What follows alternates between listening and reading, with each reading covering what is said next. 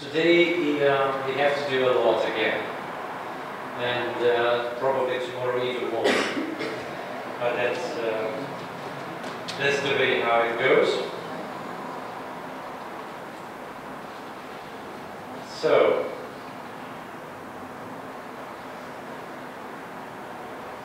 now let's give a definition of the thing what we were talking about yesterday. Let's give a definition of coloniality. Okay, coloniality should not be mixed up with colonialism, right? Coloniality is, and I'm using words in this respect. This is a cognitive mapping of the empire's populations, creating fixed systems of inferiorized otherness. So what we could see yesterday in the film, that's basically how you create inferiorized otherness, right? So how Sarah Hartman was handled, or how they perceived her, it's very important. Then another thing, which is coming actually from Walter Mignolo, and I'm just using him, is something related, but it makes things a little bit easier to understand. So basically we are talking about social practices. And this is something very important. Racism is a social practice. Ethnicity is a social practice. When perceived social and cultural differences are transferred into hierarchical systems, right? Yeah, sure. So it's not just, I'm sorry, sorry, I'm lost. I want to save him, right? დღესაც ბევრი საკითხება მოიწევს, სხვა პრობლემის სამუშაოს ჩატარება მოიწევს, ამიტომ პირდაპირ საქმეზე გადავიდეს და დავიწყოთ იმის დეფინიციით, თუ რას ნიშნავს კოლონიალურობა, რომელიც არ უნდა ავიღოთ კოლონიალიზმში. კოლონიალურობა ეს არის კოგნიტიური დარღვევა, კოგნიტიური მედინგი, რომელიც აწარმოებს სტრუქტურულ წინაპირობებს გაუცხოვებული სხვათაობისთვის და ეს სწორედ ის შემთხვევა, რომელიც გუშინ ფილმში ნახეთ, როგორ ექცევია ფილმის გმირს. მეორე ასპექტი, რომელიც კოლონიალურობის თემას უკავშირდება, ეს არის სოციალური პრაქტიკები და სოციალური პრაქტიკების ქვეშ ჩვენ უნდა მოვიაზროთ რასიზმი და რასიზმისა და ეთნიკურობაც.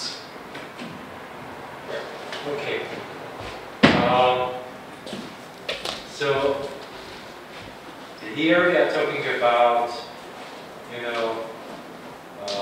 hierarchical systems. Why I say it's not just inferiorized otherness, we will see, because with regard to Eastern Europe, we will introduce intermediate levels. Levels matter. East Europeans are also inferiorized otherness, but it is perceived above some other groups. So there are intermediary groups. This is why I think it's important to talk about hierarchical systems, right? As such. Okay? ამრიგად ჩვენ უნდა შემოვიტანოთ შუალედური გოლებით, როდესაც საუბარი გვაქვს გაუცხოებულ გაუცხოებული სხვათაობის ცნებასთან, იმიტომ რომ როდესაც აღმოსავლეთ ევროპის კონტექსტზე ვისაუბრებთ, აღმოსავლეთ ევროპაც მიიჩნევა როგორც გაუცხოებელი სხვათაობა, რომელიც იერარქიების შენარჩუნებას ესწრება, თუმცა ის absolutely სხვა დონეზე. And then the very last thing, the definition dividing up human continuum into versy and unversy, this comes from Foucault. This is a very good category used by him when he talks about biopolitics. და მესამე ინგრედიენტი, რომელსაც კოლონიალობის ჩვენ განმარტებას დავამატებთ, არის ფუკოსეული განმარტება, როდესაც ფუკო ბიოპოლიტიკაზე საუბრის, ბიოპოლიტიკის კავშირის დროს განმარტავს, ეს არის ადამიანური გამბრძოლების, ადამიანური კონტინუუმის დაყოფა, განაწილება, ესე იგი, worthy and unworthy.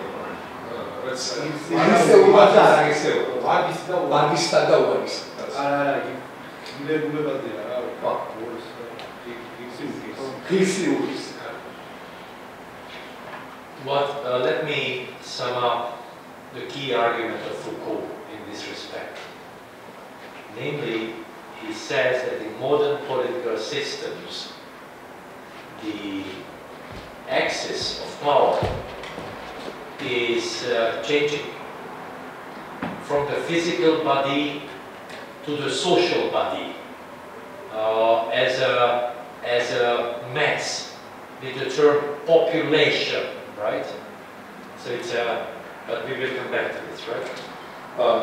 Sherbokrecho Foucault's argument, რომელიც შემდგენად ჟღერს, ესე იგი, თანამედროვე საზოგადოებებში არსებული ძალაუფლების პრაქტიკები ტრანსფორმირდებიან ფიზიკური სხეულის პარადიგმიდან სოციალური სხეულის პარადიგმაზე და ამას შემდგომ განვიხილოთ. So colonial discourses are institutionalized into a system in which the colonized population, even we would say all populations, are in the matrix of statistics when they actually collect all kinds of information about these people in the name of science, and then they use this information for political intervention.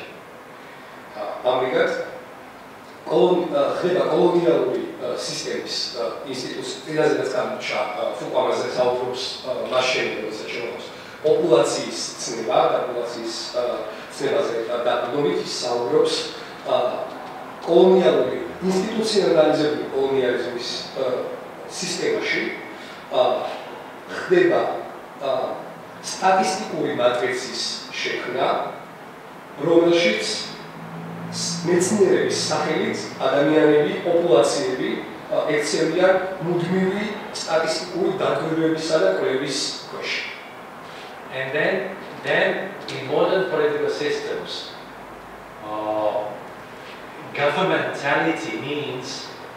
governance means that they make a decision which group is to be supported and which group should not be supported. This is always there. And this is versy-unversy. ამრიგად ფუკოსეული გუვერნენტალობის ცნება, რომელიც თულია თარგმნო, ნიშნავს, რომ თანამედროვე პოლიტიკურ სისტემებში ხდება განსხვავება, მათ შორის ხდება გადაწყვეტილების მიღება, მათ შორის ვისაც უნდა დავეხმაროთ და ვისაც არ უნდა დავეხმაროთ. To give an example, and I think it's a good example. So Malthus, at the birth of this colonial capitalist system, he was saying that you have to balance resources and population. And then when you do this balance, then you check whose fertility is okay and whose fertility is not okay. Because then it causes harm. So there's an imbalance, and then you have to intervene. This is why he said working class is too populous, too high fertility, it should be under control, while the fertility of the middle class is more than welcome, and then they should be saved from the too many children of the lower classes. მაგალითი რომ მოვიყანოთ მალთუსის მაგალითი, რომელიც ამბობდა რომ უნდა დავიცვათ ბალანსი რესურსებსა და პოპულაციას შორის, მალთუსის მიხედვით უნდა მუდმივად შევამოწმოთ ვისი გამრავლების უნარიანობა ეფექტური ამისი არა და აქედან მალთუსის არგუმენტი იმის შესახებ, რომ მუშათა კლასის წარმომადგენლებში გამრავლებიანობა მაღალია და ისინი უნდა დავიცვათ პოპულაციის ზრდისგან. You have to imagine the colonial system as a modern political system in which you have enormous number of people under your control, which is a major challenge how to control it. And then basically this colonial administration, which follows companies, is trying to do this kind of a surveillance of the colonial population. კოლონიური მოდერნული სისტემაში ცენტრალური კონტროლის საკითხი იმდენად რამდენადაც ჩვენ გვაქვს კონტროლის საკითხის მთავარი გამოწვევა იმდენად რამდენადაც კოლონიური ადმინისტრაცია კომპანიების დახმარებით ცდილობს მუდმივი ზედამხედველობის ქვეშ ამყოფოს პოპულაცია. So this is why immediately they invent certain sciences which help the administration of the colonial system, including demography, including political arithmetic, statistics, so social statistics, geography, anthropology, not just social and cultural anthropology, but physical anthropology, as we could see in the film. They immediately invent a lot of sciences to do the job for the colonial administration. ამრიგად კოლონიური ადმინისტრაცია იგონებს ახალ მეცნიერებებს, როგორც არის დემოგრაფია, სტატისტიკა, პოლიტიკური არითმეტიკა, ანთროპოლოგია, არამხოლოდ კულტურული და პოლიტიკური ანთროპოლოგია, ფიზიკური ანთროპოლოგია, ვინც უშინდელ ექსესესტრებული ფილმში სწორედ ამ ტიპის ანთროპოლოგიასთან ჰქონდა საქმე. And then they use all these sciences to make decisions about versy and unversy. და ამ მეცნიერების გამოგონების მთავარი მარკერი არის გადაწყვეტა ვარგისა და უბარგის შორის. And then on the basis of this you can see, and we will see today when we will analyze the late colonial systems, sometimes these decisions about people were extremely tragic. That is to say, it could actually mean the extermination of people, and it could mean various ways of not just marginalizing them, but basically making their life impossible. Foucault used a very good term. Modern political systems often let people die. Sometimes they kill, but often they just let them die, right? And this is something very good. მასშტაბი გვიანდელი კოლონიური სისტემების მაგალითს ჩვენ შეგვიძლია ვთქვათ, რომ ეს გადაწყვეტილებული იმას შორის, ვინც ასე ვარგისია და უვარგისია, ხო, ამ გადაწყვეტილებაზე საუბრობთ, ხშირად ტრაგიკულ შედეგებს იწვევდა, რეალურად თავდებოდა ადამიანების განადგურებით, არამხოლოდ მათი მარგინალიზებით, არამედ უკვე ამისთვის კარგ ტერმინებს იყენებს. There are terms is მიატოვო სიკვდილისთვის ადამიანები არ მხოლოდ მათი მარგინალიზების, არამედ ზოგადად ცხოვრების შეუძლებლად გახდის გზით. So, and then this is also what Foucault said. So, racism is not, as we talked about this yesterday as well, is not a mistake of government. It's not a mistake of science. It is part of it. So there is no demography without racism. Me as a demographer, I know. როგორც წინა ლექციაზე უკვე აღნიშნეთ, რასიზმი არ არის მთავრობისა თუ მეცნიერების შეცდომა, ის მისი ნაწილია და დემოგრაფიის მაგალითსაც მე როგორც დემოგრაფი შემიძლია ვითხრათ, რომ არ არსებობს დემოგრაფია რასიზმის გარშემო. Of course, don't be surprised when you tell it to demographers, they will kill you for this argument. They don't like you.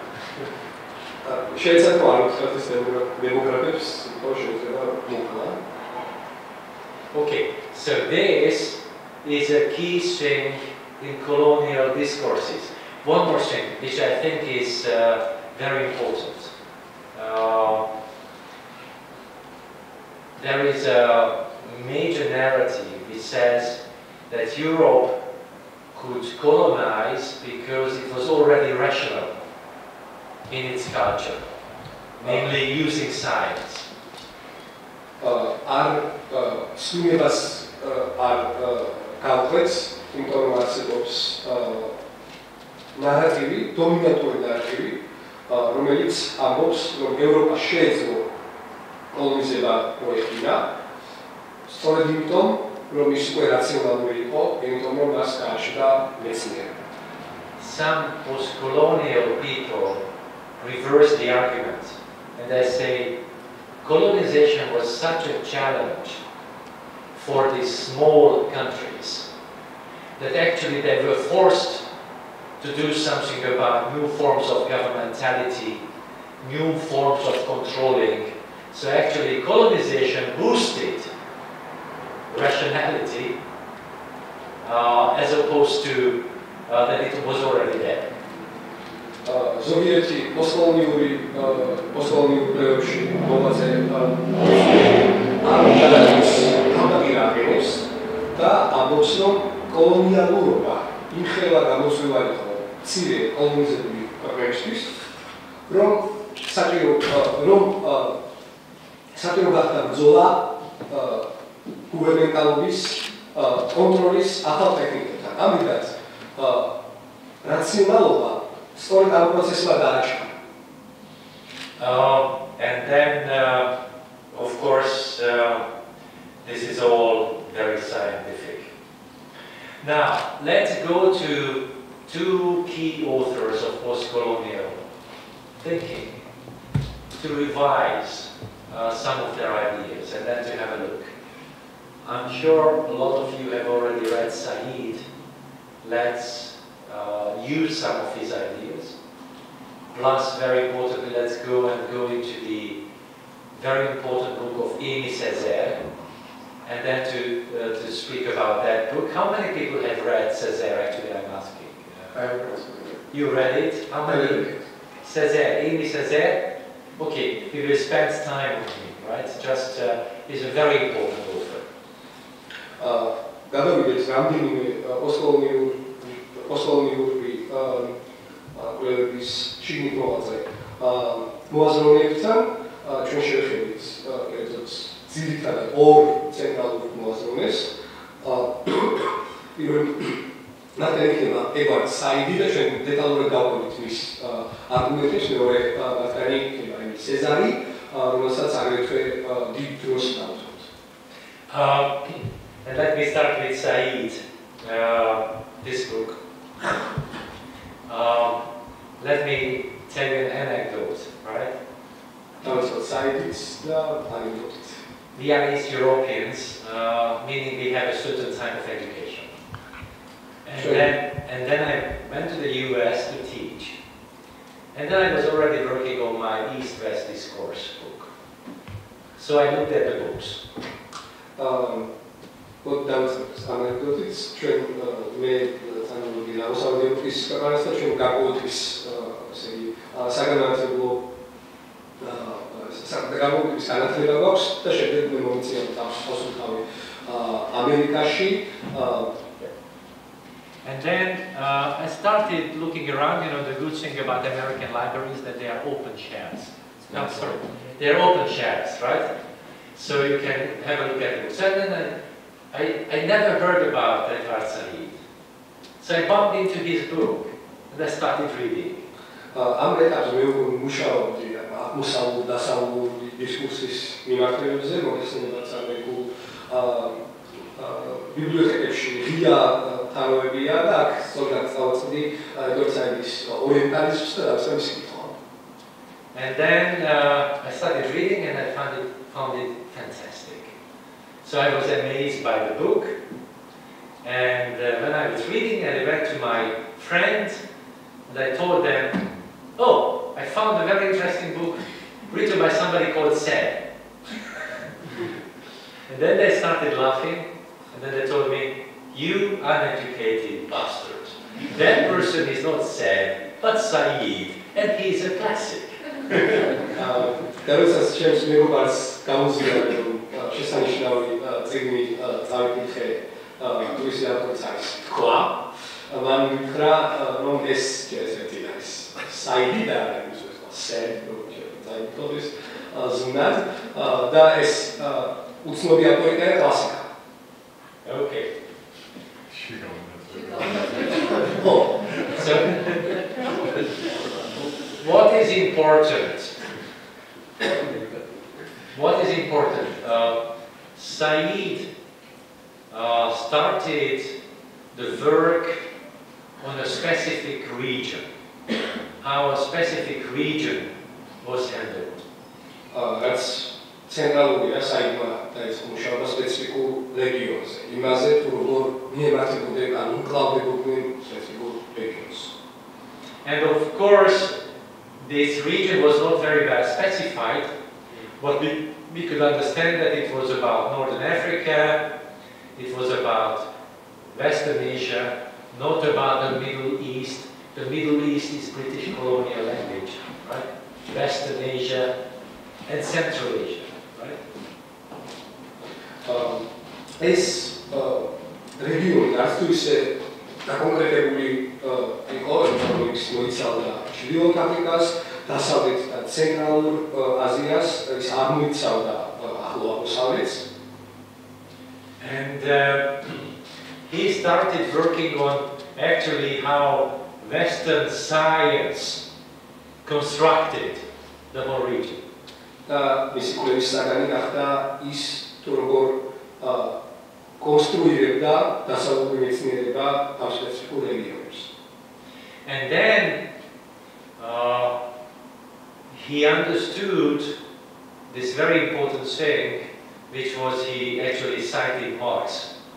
So this is a region to be represented, which doesn't represent itself, but it is to be represented. That is Marx's ციტირებით და ამბობს ეს რეგიონი, რომელიც უნდა რეპრეზენტირდეს, ის ვერ რეპრეზენტირებს საკუთარ თავს, ის სხვა უნდა წარმოადგენს. And then he says, first of all, that this region has always been very important to Europe.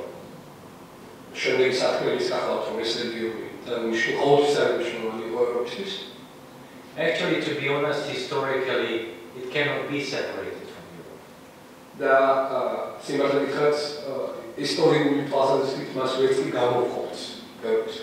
When today everybody is talking about the refugee crisis and they say that these people are coming from a different region, it's wrong, because these societies have been in very close interaction all the time.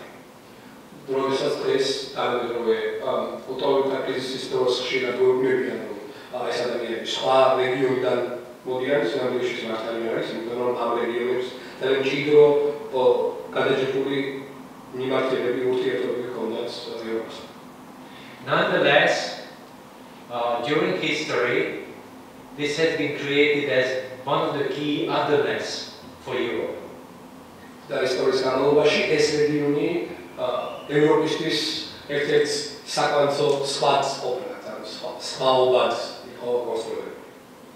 And then what is important here is that this otherness was essential to Europe because that's the way how Europe understood itself.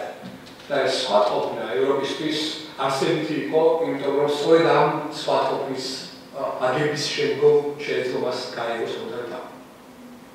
This is something very important, and even today, scholars like Tony Judd, they dare to say, after Said, that Europe invented itself. და ეს საკონდო საკითხები, რომ ისეთი მეცნიერები, როგორც მაგალითად ტონი ჯატია, დღესდღეობით კვლავ იმეორებენ იმ არგუმენტს, რომ ევროპამ საკუთარი თავი თვითონ შექმნა. მაშინ რაც საის კრიტიკა უკვე არსებობდა. This is complete nonsense, because the colonial otherness was the way how modern Europe was created. ეს სრული ნონსენსია, იმიტომ რომ კოლონიური სხვაყოფნა იყო სწორედ გზა, რომლის გამის შემდგომ ევროპა დაფუძნდა. Anyway, it's a sociological nonsense to have identity without others. It's nonsense. და ბოლოს ეს მოსაზრება სოციოლოგიური უაზრობაა, იმიტომ რომ არ არსებობს იდენტობა სხვასთან მიმართებაში. So Orientalism is the social practice of creating this modern European identity on the basis of this interaction with the so-called Orient. და ამიტომაც თანამედროვე ევროპული იდენტობა არის იდენტობა, რომელიც დაფუძნებულია საკუთარი თავის განსაზღვრაზე იმ მიმართებით, რომელიც მას აქვს ეგრეთ წოდებული ორიენტი. So up till now, this mode of discourse, which is coming from the colonial period, is one of the key discourses with regard to what to think about this region and what to do about it in terms of science and all kinds of relationships. და ამიტომ ეს მოსაზრება რჩება დღემდე ეს ძველი კოლონიური მოსაზრება დღემდე რჩება გზად, რომლითაც უნდა გავუკლავდეთ, უნდა მივემართოთ კოლონიურ რეგიონებს, ორიენტის სხვა რეგიონებს, რა შეიძლება ვქნათ, რა შეიძლება მოიმოქმედოთ მათთან მიმართებით, მეცნიერებისა თუ სხვა თვალსაზრისით. So it's scholarship, vocabulary, bureaucracy, all kinds of organizations are living on this. სხვადასხვა ტიპის ორგანიზაციები, მეცნიერება, ლექსიკონი ჩართულია ამ საკითხში. So, and here comes I'm just summing up some of the key arguments of Said, right? The key thing, what we look at in such a discourse, Orientalist discourse, is this epistemological distinction between the Orient and the Occident. ერთ-ერთი დასაგები, რომლითაც ჩვენ ვფიქრობთ ამ საკითხზე არის ეპისტემოლოგიური განსხვავება ორიენტსა და ოქციდენტს შორის, ანუ აღმოსავლეთსა და დასავლეთის შორის განვლილი ეპისტემოლოგიური განსხვავება. So there is an ontological, which is about the origin, and also an epistemological distinction to be made. I give you some examples, just in case you are not completely familiar with this. These examples are not the examples of Said, these are my examples.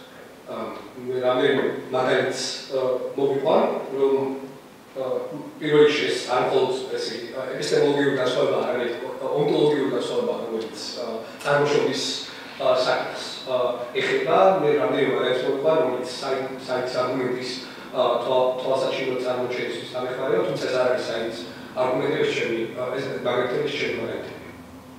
So I'm quoting from science, right? Which is called science. And then the first example is coming from a famous British theorist, Cohn, who wrote about nationalism. He's a key author in nationalism studies. I'm sure that you have heard about him.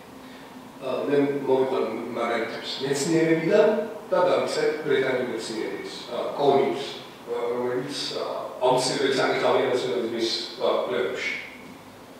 So the first quote, I read it just to show.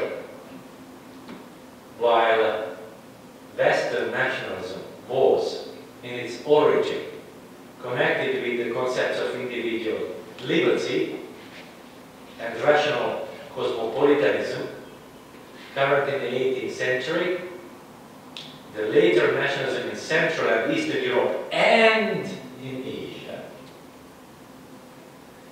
early tended towards a contrary development. ეს არის კონი ნაციონალიზმზე. მე დავიკითხავთ ერთ ციტატას, ზედა გამიგურება ეს. მაშინ როდესაც დასავლური ნაციონალიზმი დასაბამიდანვე დაკავშირებული იყო ინდივიდუალური თავისუფლებისა და ნაციონალური კოსმოპოლიტიზმის დინებასთან მე-18 საუკუნეში, ცენტრალური და აღმოსავლეთ ევროპის აგრეთვე აზიის გვიანდელი ნაციონალიზმი საპირისპირო განვითარებისკენ იხლებოდა. So we are dealing with ontologically different nationalism. One is about individual liberty, the other one is on the denial of individual liberty. ამერიკაში შეგვაქვს ონტოლოგიური განსხვავება აღმოსავლეთსა და დასავლეთის შორის, მაშინ დასავლური ნაციონალიზმი ეფუძნება ინდივიდუალურ თავისუფლებას, აღმოსავლური ნაციონალიზმი მიემართება ამ individual თავისუფლების უარყოფას. And then you can see that this is not just this ontological difference, but immediately hierarchy is introduced. One type is termed as normal, the other one as a special type. და მაშინ შედება იერარქიები, იმიტომ რომ ერთი მათგანი განისაზღვრება როგორც ნორმალური და მეორე როგორც განსაკუთრებული. Okay. Then there are several other examples which I can quote, exactly similar in line, like cones, but actually whenever you start reading such things, you have to be suspicious that you are actually dealing with Orientalism. ამიტომ ყოველთვის როდესაც კონის და სხვა მაგალითების მოყოლეს შეიძლება კითხვისას ასეთი ტიპის პორნოგრაფიას წაწნებით თქვენ ძალიან ეჭვის თვალით უნდა შეხედოთ ამას, იმიტომ რომ შესაძლებელია საკონკრეტო ორიენტალისტურ დისკურსს. And here comes something very important for sociology of knowledge and cultural studies. და აქ შემოდის მნიშვნელოვანი საკონცერტო საკითხები ცოდნის სოციოლოგიიდან და sociology of knowledge and cultural studies. კულტურის კვლევების სფერო. This is when we have to listen to Foucault. He says discourses can never be identified or defined on the basis of the object of the discourse.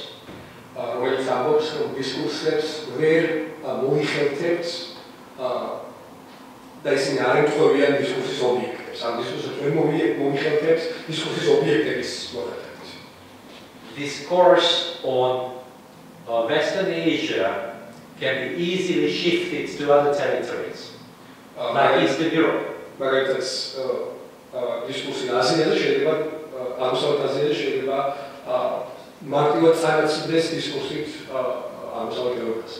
It can always change the object quickly.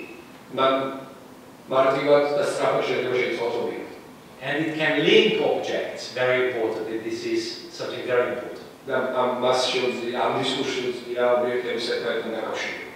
Which means that actually this social exercise is creating its own objects all the time, and it is far more important than the object at any time. თავად ობიექტების დისკურსული ფორმაცია, ობიექტების დისკურსული გამოგონება ბევრად უფრო მნიშვნელოვანია, ვიდრე დისკურსის ობიექტი, რომელიც მუდმივად იცვლება. And then this kind of thing we need to understand with regard to discourses, that and then this is what Foucault says, that this comes out of this new need of governmentality, this new need for managing a lot of things for the sake of power and nothing else. და ფუკუამას გარკვევით და ცხადაც გვეუბნება, რომ ეს დისკურსები წარმოიშვება ახალი ტიპის გუბერნენტალობის დაფუძნებასთან ერთად და ემსახურება ძალაუფლების და არაფერის არაფერს. And in case we understand that, then we know that nobody can be safe from such discourses till they exist, right? და სანამ ვარსებობთ, ვერავინ დაუსხლტება და ვერავინ გრძნობს უსაფრთხოდ თავს ამ დისკურსებისგან. And let me put it in this way. Discourses reproduce themselves till certain structural conditions are there.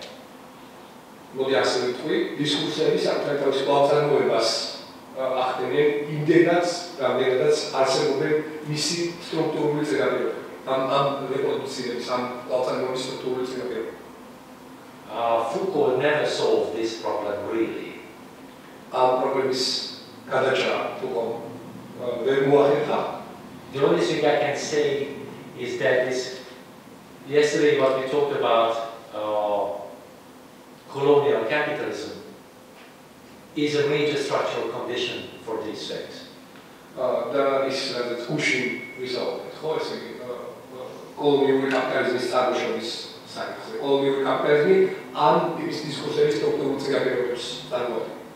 Because in an era when there is competition, which is the key social institution, competition, then you need to have cognitive techniques of trying to reduce the legitimacy of the competitors, right? Always. You have to do it like this. რადგანაც იმ ეპოქაში, როდესაც თავარი სოციალური ინსტიტუტი არის კონკურენცია, საჭიროა კონკურენციაში მონაწილე ინსტიტუტების ლეგიტიმაციის minimumამდე დაბადა. Okay, and then this is in case you understand this, then I think you are much closer in understanding. So this is what Said says. The Orient has been crucial otherness because in a lot of ways this has been a competing cultural, political and social achievement. Let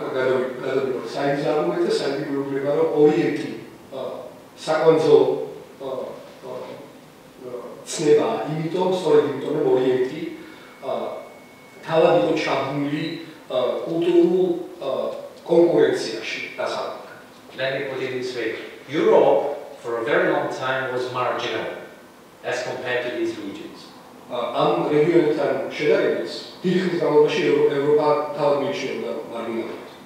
So there is an enormous, let me put it this way, inferiority complex of Europe with regards to these.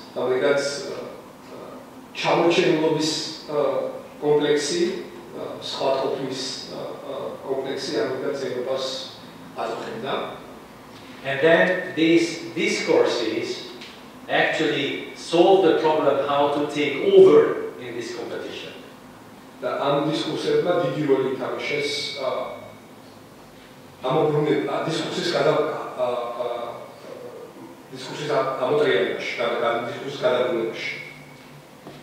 Okay, now I just would like to go into some very important details of these discourses.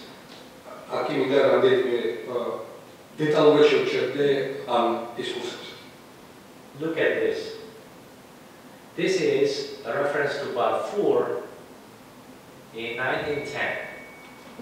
Balfour was a very important figure as a prime minister in Britain because he was the guy who actually consolidated control over Egypt and so on and so on. So this was really high imperialism in Britain.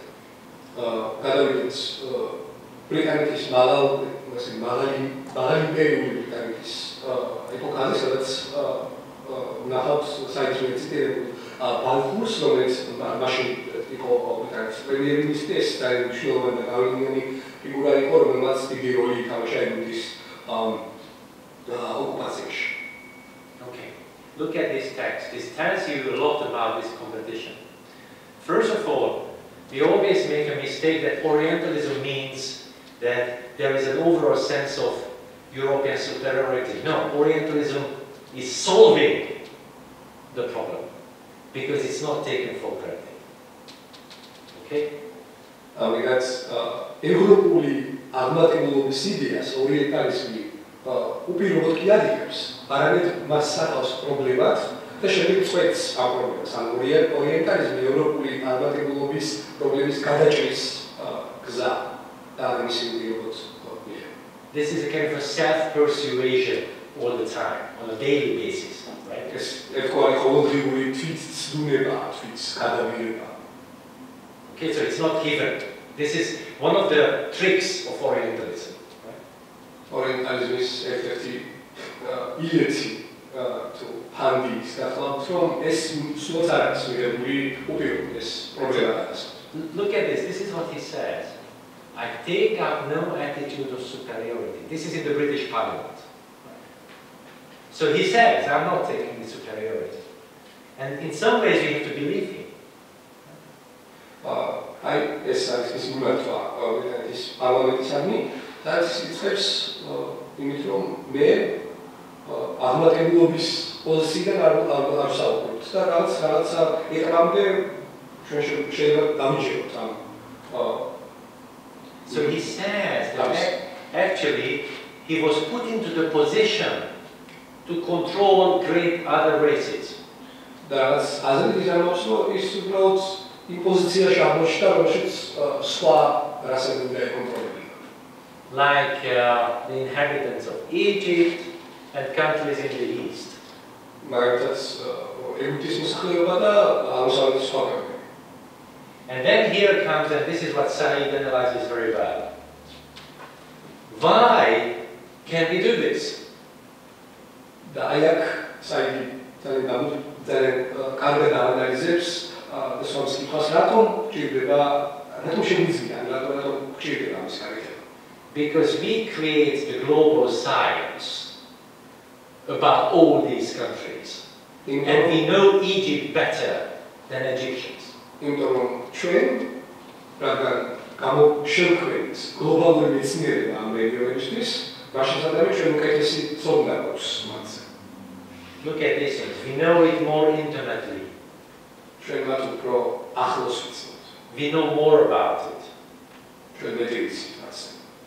So this means that science is actually one of the key practices in this colonial framework.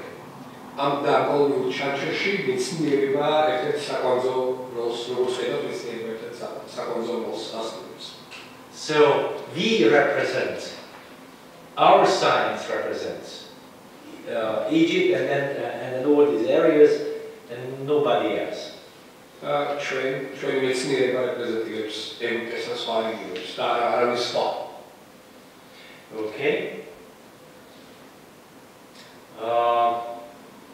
Let me see whether we need this. Okay, so it's a shank. Okay. And here comes, and let's go through this. To speak of Orientalism, therefore, is to speak mainly, although not exclusively, of a British and French cultural enterprise, a project whose dimensions take such and disparate realms as the imagination itself, the whole of India and the Levant. You know, that's Syria, right? This is what I'm talking about. This is a quote from Said, right? Yes, it's Said. ამერიკას ციტირებს საიტს, რომელიც საუბრობს შემდეგზე. ვისაუბროთ ორიენტალიზმზე, მას შესაძლებლობს ვისაუბროთ ძირითადად, თუმცა არა ექსკლუზიურად ბრიტანულ და ფრანგულ კულტურულ საქმიანობაზე, პროექტზე, რომლის განზომილებებიც ისეთ განსხვავებულ რეალობებს მიესადაგება, როგორც თავად წარმოსახვის რეალობაა. tells Indoets და Levants, დღევანდელ ისლამის Syria's control. So all the things, biblical land, spice trade, colonial armies, colonial administrators, all these things have to be incorporated into this kind of an imagination. ამერიკანის წარმოსახოში და შემოვიყვანოთ ბიბლიური ტექსტები და ბიბლიური მიწები, კოლონიური ადმინისტრაცია, მეცნიერები, კვლევარები და ასე შემდეგ. So when you remember the picture, when the colonizers appeared, they actually came with this kind of enormous exercise to develop in terms of administration, science, knowledge in a lot of ways, and this is what they had to confront. ჩვენ ვიცით რომ პირველი კოლონიალისტებიც ზრუნავდნენ იმაზე რომ განევითარებინათ მეცნიერება დიდწილად ცოდნა. And then here comes two very important things, and then we will finish Said, and then we go to Said. The Orient was orientalized not only because it was discovered to be Oriental, so it's not just the idea, oh, we can create this Oriental idea, so there is Oriental despotism, there are all Oriental political systems, it's not just a discovery.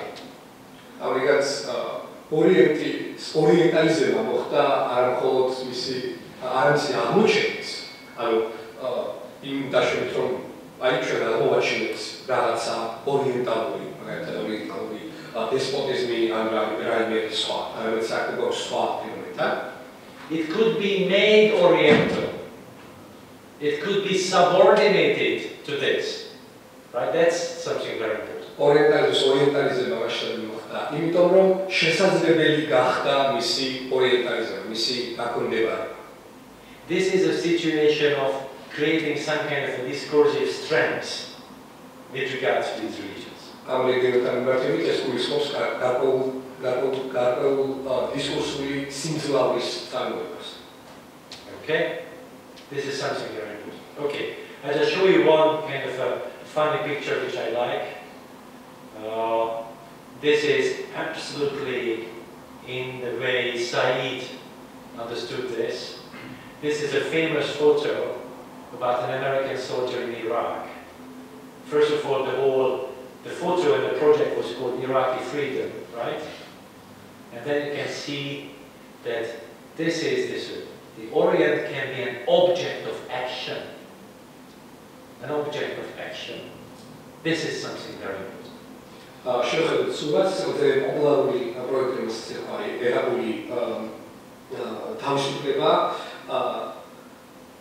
და ეს უკავშირდება იდეას რომ ორიენტი მოქმედების ობიექტია. This means all activity and agency is on behalf of the soldier. რაც გულისხმობს იმას რომ აგენტობა და აქტივობა მიეწერება ამ შემთხვევაში როგორც ხედავთ ჯარისკაცს და მისვას. And we will talk about this tomorrow. One of the big problems of the refugees is that they also start behaving actively, and this leads to an Orientalist panic. Right? That's the key point.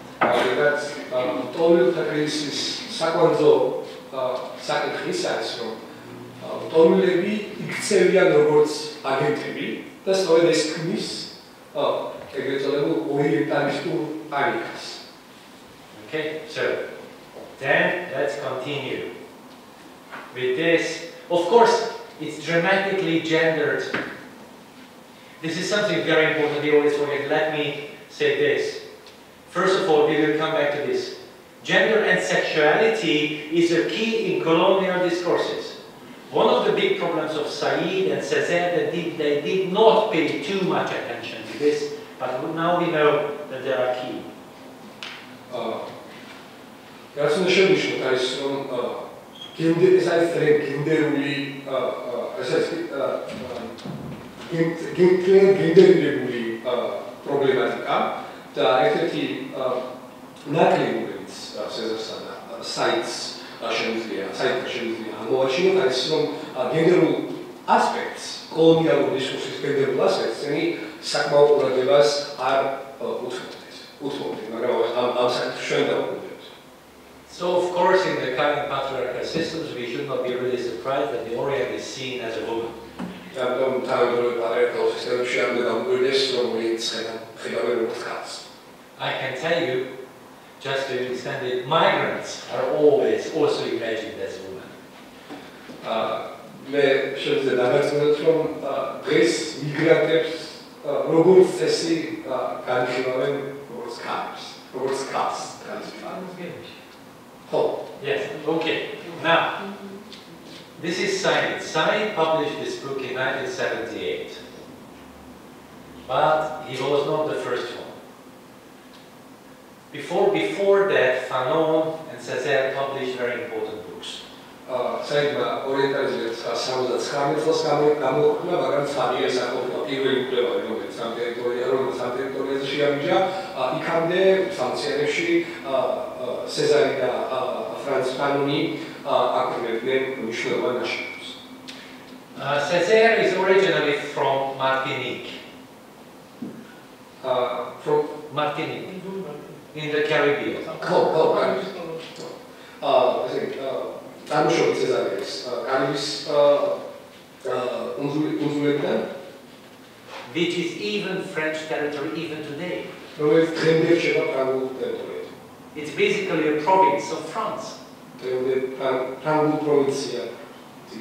And then this fabulous intellectual, Césaire, who died, I think 7 years ago. He was 95 or 6. So he was coming from this province of France. Césaire, რომელიც 7 წლის წინ 25 წლის გარდაიცვალა, სწორედ ამ პროვინციიდან იყო.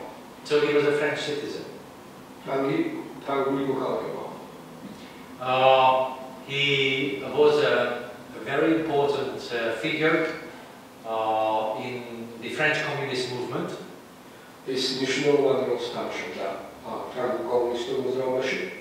And then he was also a very important figure, and as I mentioned it last time, making this first circle and journal about this black French. და ის მნიშვნელოვანი ფიგურა იყო აგრეთვე როგორც წინა ლექციაზე აღნიშნე, იმაში რომ მან შექმნა ეს გაზეთი, ჟურნალი და წერე შავი ფრანგების. So very early he understood that Marxism, without incorporating racism, is not valid. ძალიან ადრეულ ეტაპზე მას უკვე კაფეობისმოდა რომ მარქსიზმი ვერ შეინარჩუნებს ვარგულობას, თუ ის არ შეითვისებს რასიზმის პრობლემას. And then in 1952 he published this 60-page long essay called The Colonial Discourse, or Discourse on Colonialism. Sorry, Discourse on Colonialism. 1966 წელს ის აკუთვნებს დაახლოებით 60 გვერდის მოცულობის ესეს, რომელსაც ქვია კოლონიალიზმის დისკურსი. Okay, now this is a very rich text. I'm going to quote some parts. Just for the second, we will see that this guy, as early as 1952, could write some of the most important insights into the whole global story of colonialism. ეს ამ ტექსტიდან ჩვენ გარკვეულ ნაწილებს მაციტირებთ და თქვენ მიხვდებით რომ ისე ადრე როგორც ჯერ კიდევ 1952 წელს ამ მოაზროვნეს ჰქონდა მნიშვნელოვანი მიგნებები კოლონიალობის დისკურსში. Okay. Now, just to sum up some of his key arguments. First of all, he was not just dealing with the colonized. He was dealing with the interaction.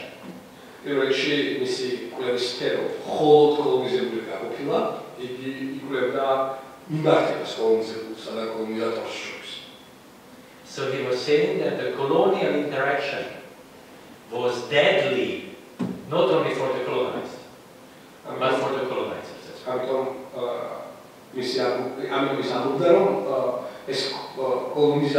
კოლონიური ინტერაქცია მომაკვდავი ყარაყოლოს ფაქტშიც კოლონიზებულები იყვნენ არამედ მათთვის ვინც კოლონიზატორების როლს თამაშობდნენ. Very important. Second, he made a very important claim which we haven't paid attention to it even today properly. He was saying that the colonial suppression is not properly understood as Nazism because it's about non-Europeans. The მეორე ვიგნება რომელსაც ჩვენ დღესაც კი უგულვებელყოფთ ეხება ვიგნებას რომელიც მიხედვითაც კოლონიურ დისკურსის გადება გვიჩეს ისე როგორც გვიჩეს ნაციზმის გადება იმიტომ რომ გაფუძნებული განსხვავებით ნაციზმისგან ჩვენ გვიჩეს კოლონიურ დისკურსის გადება იმიტომ რომ ის არაევროპული. He starts the pamphlet or the essay with citing writers like Flaubert, right? Key figure in Orientalism, like Flaubert, and then he's asking, who is speaking? A Nazi is speaking? Oh no, a French humanist writer. Ის იწყებს თავის ტექსტს ფლობერის ციკლებში, რომელიც ცენტრალური ფიგურაა ამ მხრივ და კითხავს და სვამს კითხვას, ვინ საუბრობს? ნაცისტი? არა, საუბრობს ფრანგი ჰუმანისტი. And this is something very important because we have not really paid attention to this fully. Even today, I can tell you that in the European memory, there is only the negative memory of Nazism and communism, but there's not a single word in any European document which is about the colonial tyranny, totalitarianism, and mass political violence.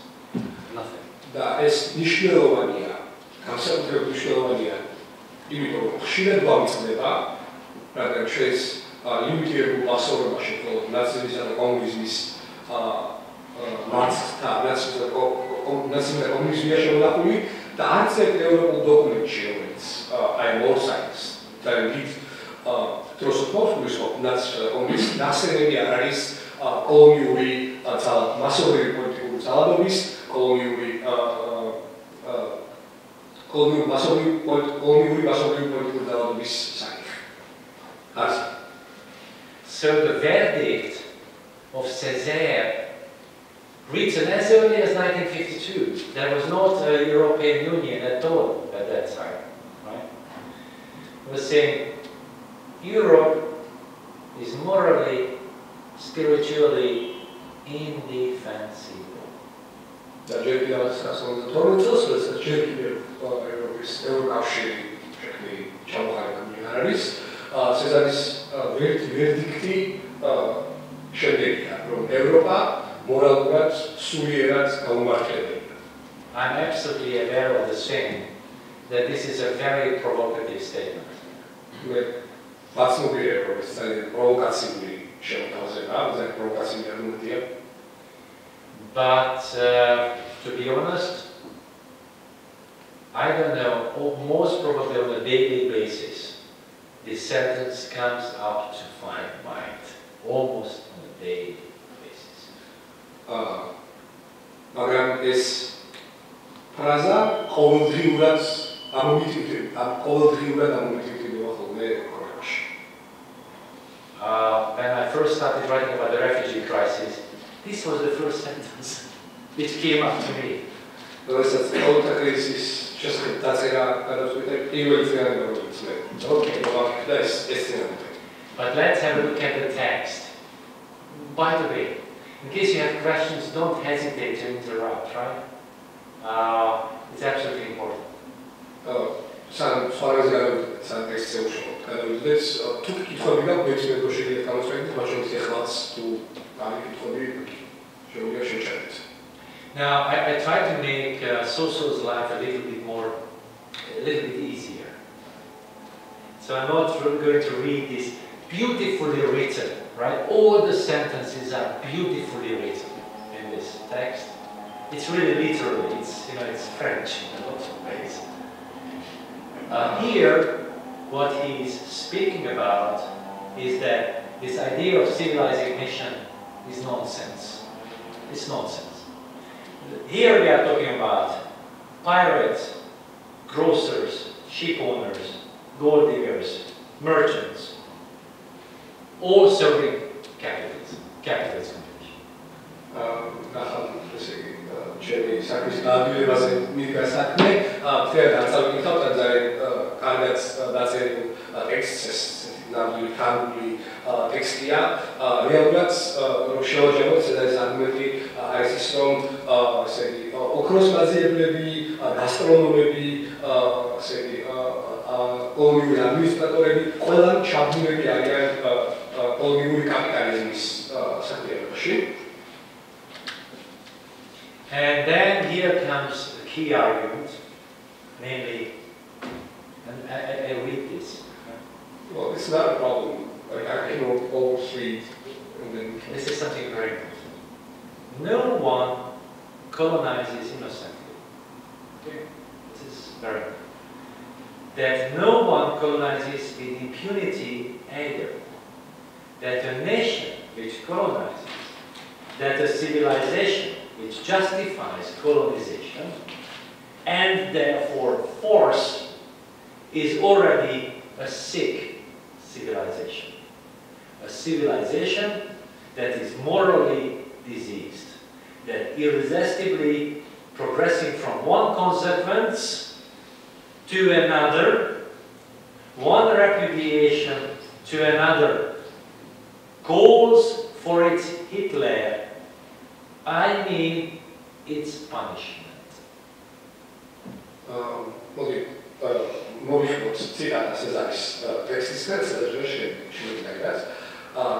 არავინა უმციკლო კოლონიზებაში, არავინ ახდენს კოლონიზებაში შეუვალած და რომ ერი, რომელიც ახდენს კოლონიზაციას და რომ ცივილიზაცია, რომელიც ამართლებს კოლონიზაციას, თამაშასა და ძალას, უკვე დაავადებული ცივილიზაციაა. ცივილიზაცია, რომელიც მორალურად სნეულია, რომელიც შემოქცევადაც მიხვდება ერთი, შემოქცევადაც გრძელდება ერთი შედეგიდან მეორეზე, ერთი უკუგდებიდან მეორეზე, მოიხმობს ჰიტლერს, გულისხმობ საკუთარ სტასჭას.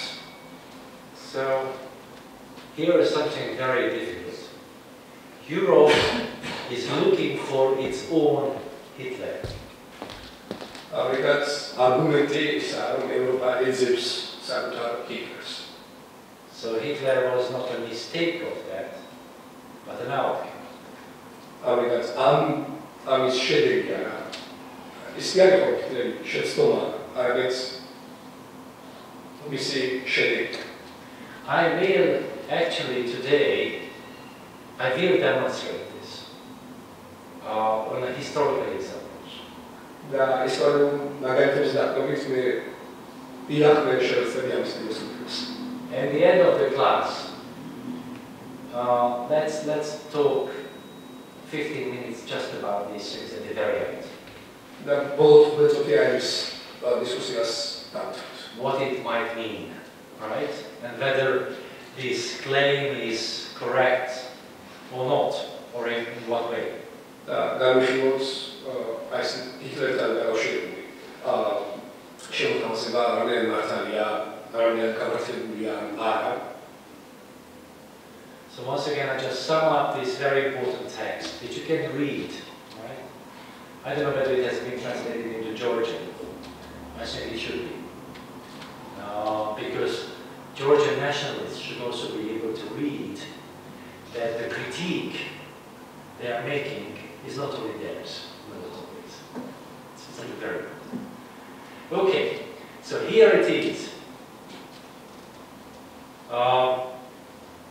And they wait and they hope and they hide the truth from themselves, meaning Europeans, that it is barbarism, but the supreme barbarism, the crowning barbarism that sums up all the daily barbarisms.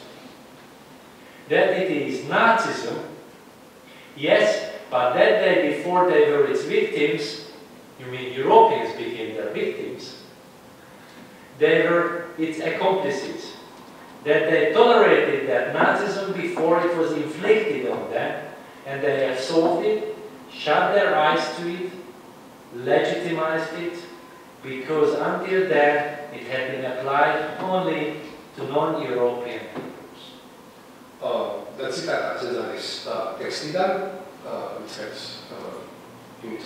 ისინი ელიან, ისინი იმედოვნებენ გულისხმობ ისინი შეგვიძლია ევროპელები ისინი საკუთარ თავს უმალავენ ჭიშმარიტებას რომ ეს ბარბარიზმია ეს არ მხოლოდ ბარბარიზმია არამედ ბარბაროსობა არამედ აღმატებული ბარბაროსობა გვირგვინ გასმული ბარბაროსობა რომელიც აჯანებს ყოველდღიურ ბარბაროსობას Yes, yeah. რომ ეს ნაციზმია, დიახ, მაგრამ სანამ მისი მსხვერპლები გამოჩნდებოდნენ, ისინი მათი თანამოწმეები იყვნენ. რომ სანამ ისინი ნაციზმს იტანდნენ, ეს მათ თავის თავზე გამოსცეს, რომ ისინი რომ მათ ის ჩაყოლეს, თვალი დაუყუჭეს, მათი გამართლებას ეძებდნენ, იმიტომ რომ იქამდე ის მხოლოდ არა ევროპულ ადამიანებზე ხრწელებდა. Okay. And then this dehumanizes the West in the whole process. This is something, but I just don't want to repeat. I want to go on because this is a key argument, right? და ეს იწვევს დასავლეთის დეჰუმანიზაციას, უბრალოდ არ მინდა რომ ეს დიდხანს გავჩერდე და მოიგამბრძოთ ჩვენი მსვლელობა. We will see after the break immediately we will go into this and I will show it to you. და შესაძლოა შემდეგ პირდაპირ აებს ასე. Okay? Plus, very importantly, Césaire was very clear about this, that this was very much related to capitalism. He was completely aware of that. His argument was that this objectification within the capitalist system is something which allows this. Das ist ein sehr interessanter Kapitalismus am Kolapeshi, from objektivations processing. Kapitalismში არის აბოლიცინატი. Okay. Now, we will come back to some of the issues. Let's go through this in some ways because I really would like to demonstrate things for you. This is ფილმზე ვიზუალურ მასალაზე გადავწყვიტე მეთოდოლოგიურ შემოიტანო განმარტოთ რასთან გვაქვს საქმე. Actually, I think it is much better to start watching something right now. Because then I can give you the analysis after the break. Okay?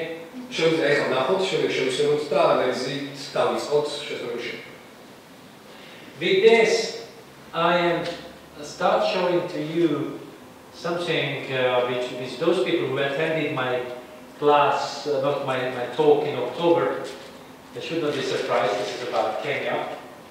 But I want to show you the first 15 or so minutes before the break, because I want to show you the symptoms we are talking about, and then I give you the analysis, right?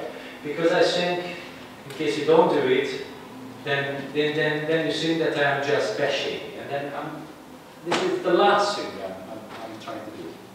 და მათვით ოქტომბერში ჩემს მოხსენებას ესწრებოდა არ გაუკვირდებათ რომ ეს მაგალითი კენიიდანაა მე მინდა რომ პირველი 15 წუთი გაჩვენოთ ფილმის, იმიტომ რომ სხვაგვარად შეიძლება რალი დაგვით იმაში უბრალოდ უშველი სიტყვებით ვილანსები არა და ეს საერთოდ არ არის ჩემი მიზანი. Sorry, this is not what I wanted. How do you here it is. Okay. Now this will be because we have swords on them.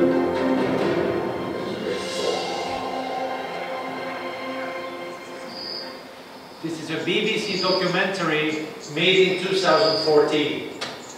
ეს არის BBC-ის მიერ გაკეთებული დოკუმენტური ფილმი, რომელიც 2014 წელს შეიქმნა.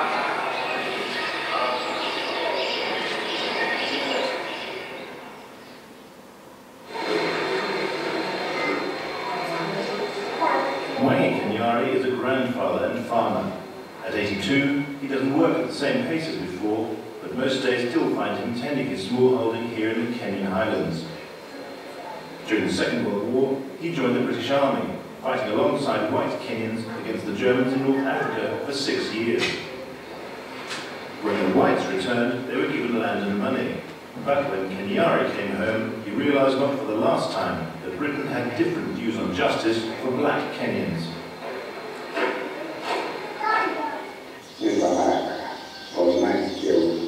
I was angry. After I came back from the war, the British gave me nothing. They didn't even consider me as having been one of them. They never remembered me. I was very angry to realize that all those years I just worked for the food I ate. They never paid me anything.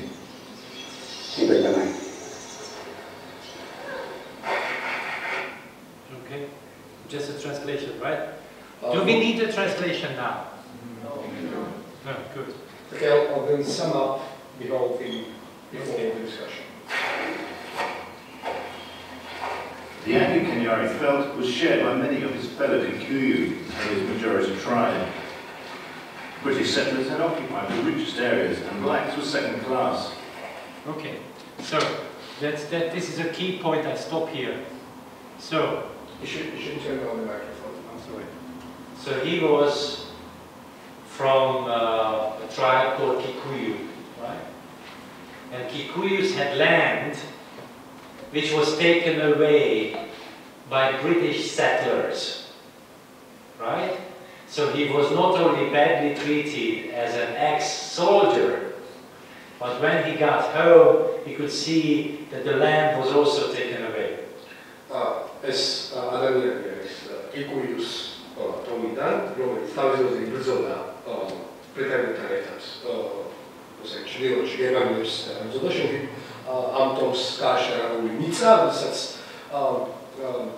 ეს ადამიანი დაბრუნდა, ის მან გააცნობიერა, რომ მას ცუდად მოექვია მხოლოდ იმიტომ, რომ არ მხოლოდ როგორც ყოფილ მებრძოლს, არამედ წაართვეს მიწა ბრიტანეთს დასახლებულმა ბრიტანეთმა, იქ დასახლებულმა ბრიტანეთმა. The group called Mau Mau had begun a secret campaign for land and independence. At first, it was peaceful, but some men did take up arms against the British. Kenyari was one of them.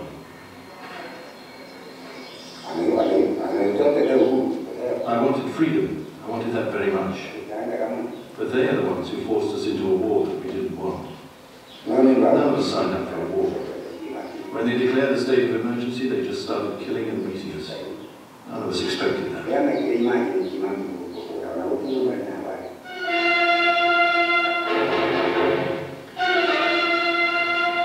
Nairobi, capital of Kenya, Europeans and Africans still walk the streets in fear of the dreaded Mau Mau. For it is that band of fanatics whose bloody deeds have cast a dark shadow across the face of Kenya. But no whites have been killed prior to the... So once again, just a classic shake. Sorry, this is the current representation. So BBC at that time, not the 2014 BBC. That they were all terrorists. ეს არის 2014 წლის BBC, ეს იმდროინდელი BBC და ხედავს რომ კენიაში მაცხოვრებელ ადამიანებს განიხილავდნენ როგორც ტერორისტებს. Never forget one thing. Nelson Mandela was portrayed as a terrorist for 25 years.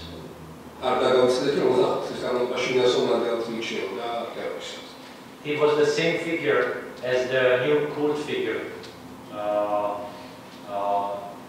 now, right? It's the same. So cult figure? Cult figure. I mean, now Nelson Mandela is raw, this is what we like. Yeah. But for 25 years, in Western press, he was termed as a terrorist.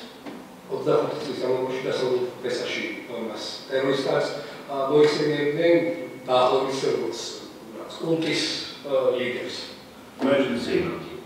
Most deaths came in fights between Mau and black Kenyans loyal to Britain. There was a huge sense of betrayal. Britain had come to civilize the Africans, and now instead of being thankful, they'd returned to jungle savagery. Look at this. This is great. White farmers felt vulnerable, living in fear of their servants.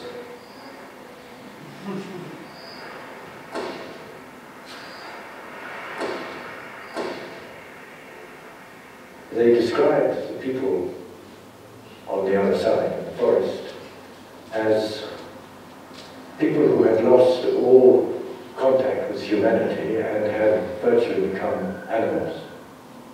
John Nottingham was a young district officer. Kenya was his first posting, and initially he went along with the official line. There was absolutely no question.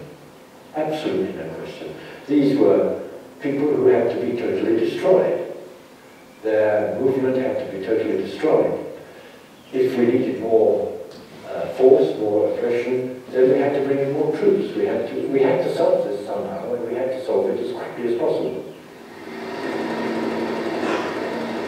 They travelled deeper. I Told continue. us hundreds, perhaps thousands died of beating and exhaustion. Every working detail had to have. That's something I've never seen before, or couldn't have imagined happening. That act still gives me nightmares to this day. Because that was something that could never be So done. this is British soldiers' behavior.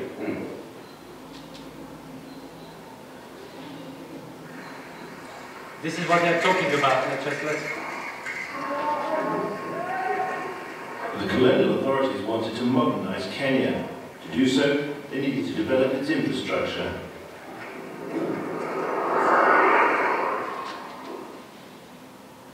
Because of the emergency, they had a captive workforce. Huge projects like this, the Yatta drainage system, were made with convict labor.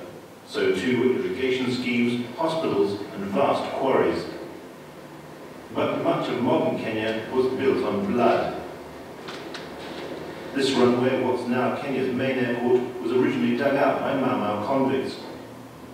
It was called Embakasi, and witnesses told us hundreds, perhaps thousands, died of beating and exhaustion. Every working detail had to have 50 prisoners. By noon of each working day, up to 6 or 7 prisoners had died. If a prisoner died, it was the men in his group who put his body onto the vehicle that used to come around collecting the bodies.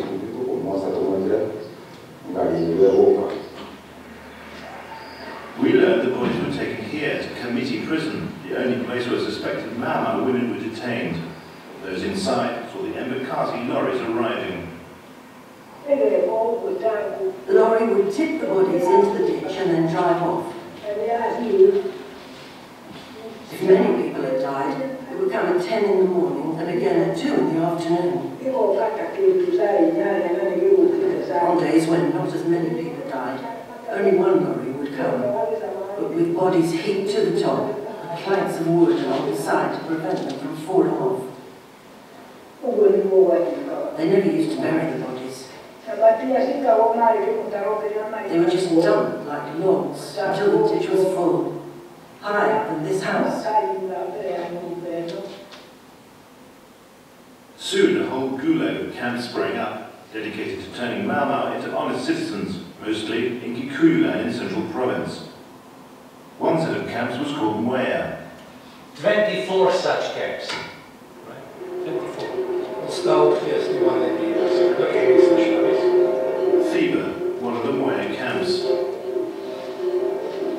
All Mama had taken secret oaths binding them to their freedom fight. There were strict orders never to reveal them to anyone. But the British would only release men once they had recanted. They called it screaming. People were always badly beaten when they were being screamed. Some would be hardened by the beatings, so no matter how long they went on, they wouldn't confess. They'd say, just kill us.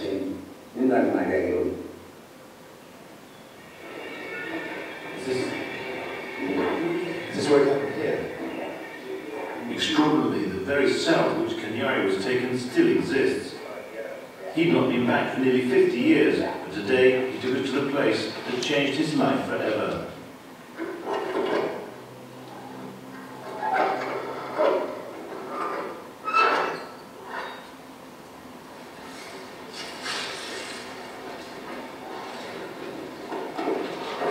Kanyari walked Malma for 3 years before being captured.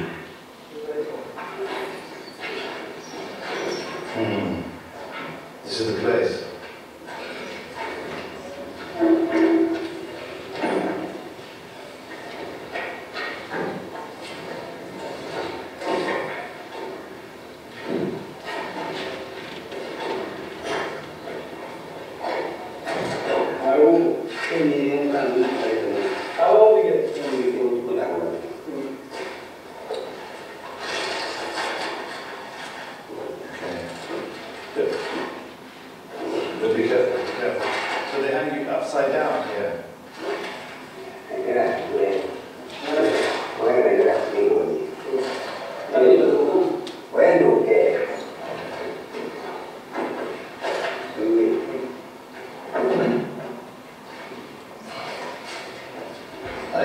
Yes, I see. Be careful, please. He told me how naked, tied by his feet to the bars, he was brutally beaten on the testicles with a stick. Be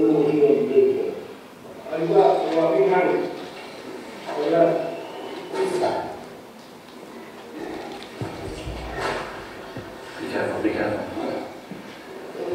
Then they seared his eyes with hot coals. They kept him there for 8 days. Okay. Oh, you can.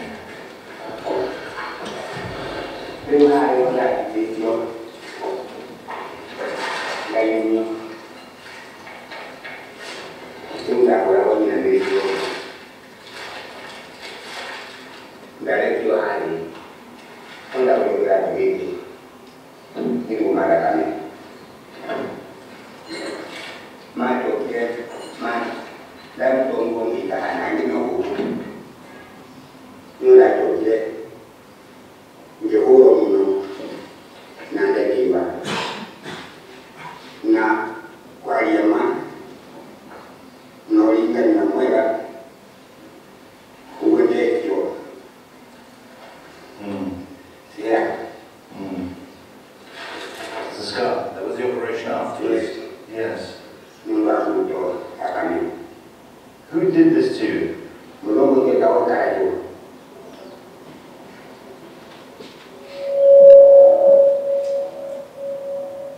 One more story, sorry. What do you feel in your heart now about the men that did this to you? I feel very, very bad. If they had just killed me, I would have been at peace. Instead, they gave me so much pain. I couldn't have children. I'm poor. I'm just a piece of scrap.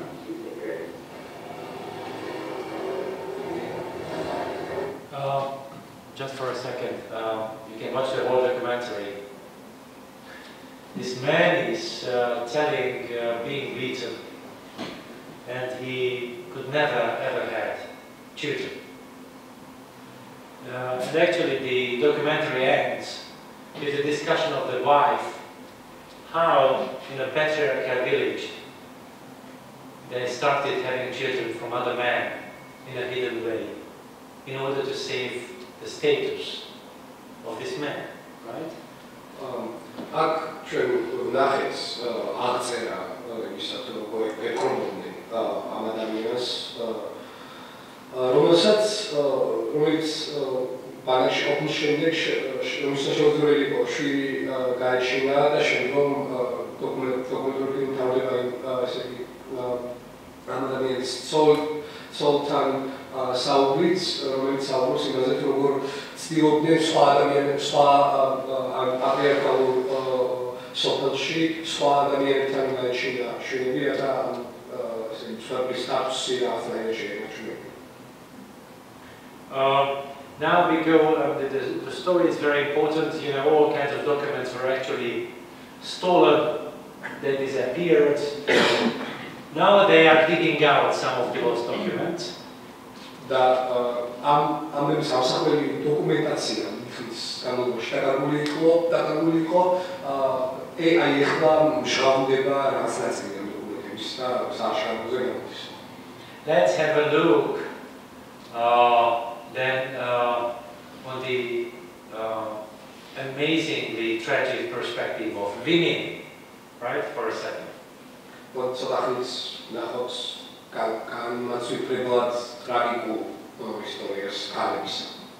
told you that this is actually, you know, the perspective you need to take somehow. And the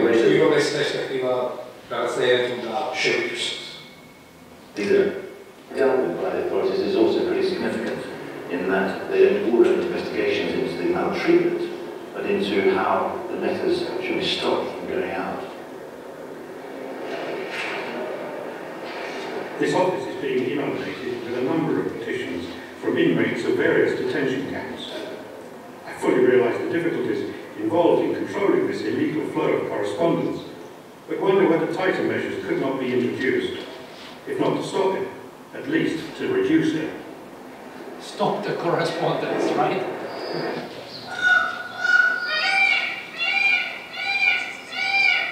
Far from the camps lay another theatre of the war. Here it was women and children in the front line. They are searched before leaving the area and then thoroughly screened by police. As native police are called to surround the area, the village is evacuated in a matter of minutes. Food is left in cooking pots. In an early example of ethnic cleansing, the entire Kikuyu people were forcibly uprooted from their homes. Inhabitants are allowed to salvage some of their possessions.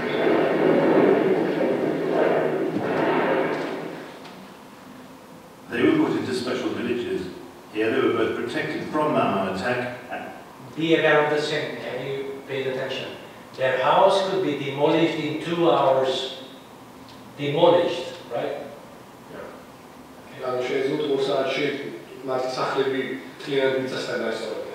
Then they were put to camps or to kind of reservoir villages.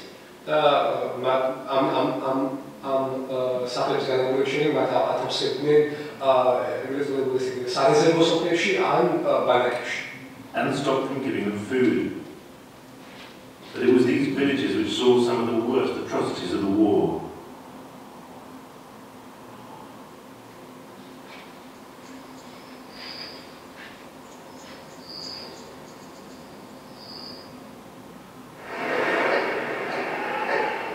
Susan Nyerere was a young woman with 2 children when she was forced into a village. Today she is poor and life for this 78-year-old is tough. On her shamba or small holding, she keeps a few animals but has little else.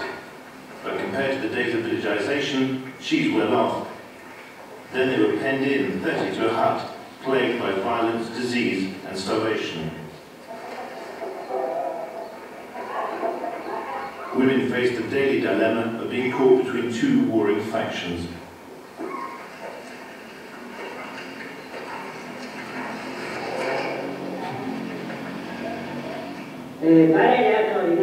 Our worst problem was that during the night the Mau would come, forcing us to give them food. Early the following morning, the security people would come, bundle us out of our houses, beating us with their guns. They would demand that we produce the Mau hiding in our houses, but we had no idea where they were. They had come during the night and left.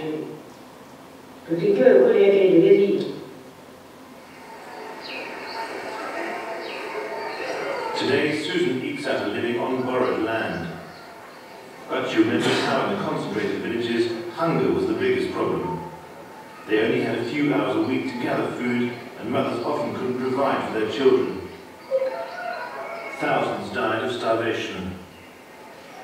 Susan recalls the day she went to the white officer in charge of her village's guard post. Once they beat me with my baby on my back. I'd asked to be excused from coming over because my child was sick. They said, don't worry, we have enough hoes and shovels to bury your child if he dies. It was agonizing. Even as we were being beaten, my son was too sick to make a sound. He died soon after that. Nearly 50 years later, that day still haunts her.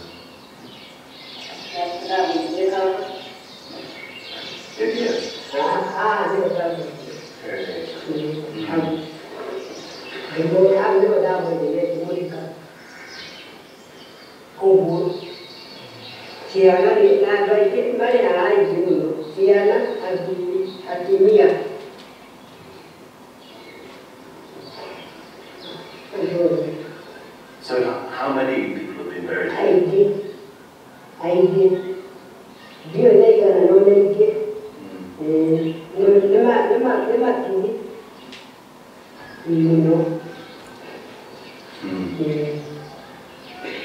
Very many. This is a masquerade of sorts.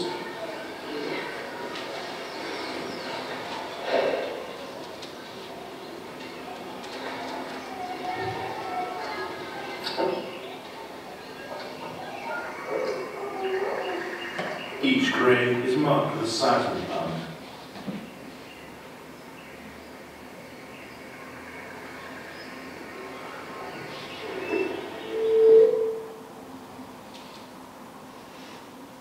Should we turn on the lights? Yes, we can.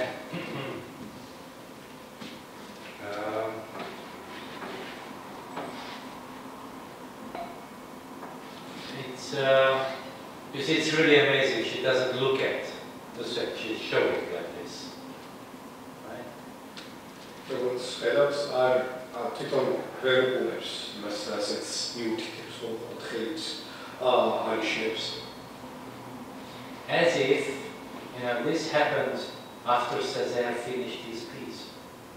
და ეს მოხდა შემდეგ, როდესაც სეზარმა დაასრულა, ოფიციალურად დაასრულებული ჰქონდა სამთავარი ნაშრომის წერა.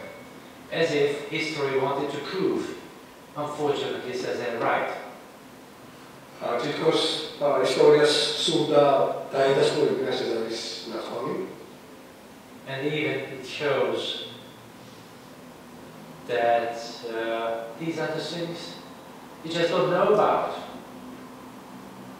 და დაედასრულებინა ის, რომ ეს ისეთი რამებია, რაც ჩვენ ვიცით.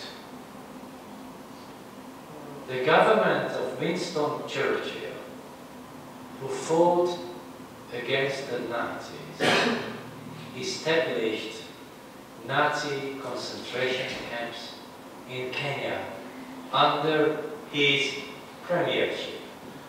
Winston Churchill, რომელიც მეორე მსოფლიო ომში ნაციზმს ებრძოდა, პასუხისმგებელი იყო კენიაში საკონცენტრაციო ბანაკების შექმნაზე, სწორედ მისი მმართველობის დროს. Not a single element is missing. არც ერთი საკონცენტრაციო ბანაკის არც ერთი ელემენტი არ არის გამოტოვებული აღარ. And then we have to look into the eyes of these people. And then I think let's think about what they can think about this Europe. და უნდა გავვერდოთ ჩავხედოთ ამ ხალხში და ნახოთ და ვიფიქროთ რას ფიქრობენ ისინი ევროპას. Europe morally and spiritually indefensible. იმას რომ ევროპა მორალურად და სულიერად გაუმართლებელი. Of course, history is complicated. There's nothing is dichotomic in history. So we have to do the analysis as well. და ისტორიაში არაფერია დიქოტომიებით არ ოპერირებს, ამიტომ ჩვენ ამის ანალიზი შეიძლება. The only thing I ask after this class, when you are thinking about history and a lot of things, always ask yourself what that woman would say. და ერთ-ერთი დისკუსიის გასწრას შეგიძლიათ და შემოგთავაზებთ არის რომ როდესაც ისტორიის ყველას გადავლებთ იცადეთ დაფიქრდეთ ამ კამის პერსპექტივიდან. It's a good intellectual exercise. ძალიან კარგი ინტელექტუალური სამუშაო. I'm not saying that she was the only victim. No, I'm not stupid. But just ask, because we always look at the victims from the perspective of Nazi victims, right? We have learned that, luckily, how good that we have done this. We have learned the perspective of the victims of communist political violence. We should learn this as well and put these things together. This is an intellectual exercise. The training intellectual სამარჯიშო გახალთ ის რომ მიუხედავად იმისა რომ ჩვენ ვისწავლეთ ნაცისტური პარაგების გამოცდილებიდან და ირონიულია და გასაოცარია ჩვენ ვისწავლეთ მიუხედავად იმისა რომ ჩვენ ვისწავლეთ კომუნისტური პოლიტიკური ძალადობის გაკვეთილი გამოვიტანეთ ეს გაკვეთილი ჩვენ ჯერ არ ვისწავლია აი ეს გაკვეთილი რომელიც ჩვენ ნახეთ და ვისწავლია ისიც თუ როგორ უნდა ვცადოთ და ერთად მოვყავთ თავი ამ სამი ტიპის ძალადობას. We will do the analysis after the break. So that's it. და შემდეგ აი ამის გაანალიზება შევეცდებით. შეგვიძლია შევსვათ 15 minutes. 10. I don't show it to you, but once again I just stress that the European Parliament has a document on totalitarianism. And then I just repeat, these things are not mentioned. მოგასწრებით რომ ევროპალიც აქვს დაგინება რომელიც ტოტალიტარიზმს ის შეგულაპარაკეთ ამ დაგილებაში არის. We know about the story. First of all, historians already wrote about these things. So there was oral history demonstration of this earlier. In the documentary, we can see that there's an American lady, a historian, a very good historian. She went to Kenya because she wanted to write a dissertation on how British civilizing mission actually worked. She bumped into this, changed completely her history writing, and she became a key historian of this. She has a fantastic book, which I had read about this. So historians knew about this even before.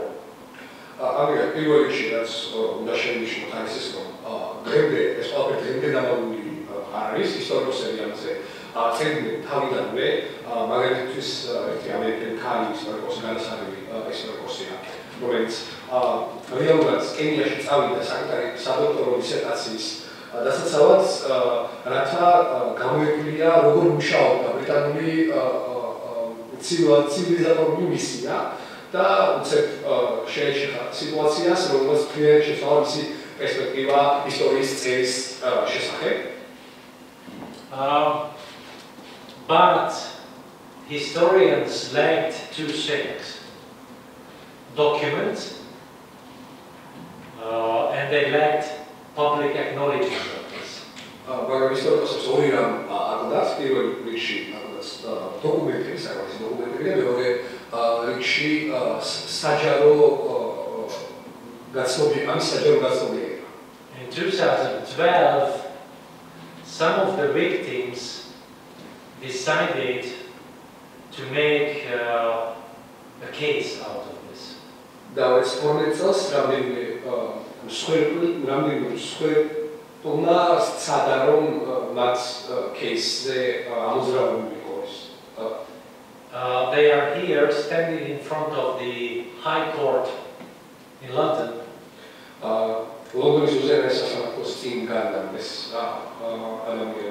And they were saying, we have been the victims of British torture. We should have a compensation for all the things, how it affected our life.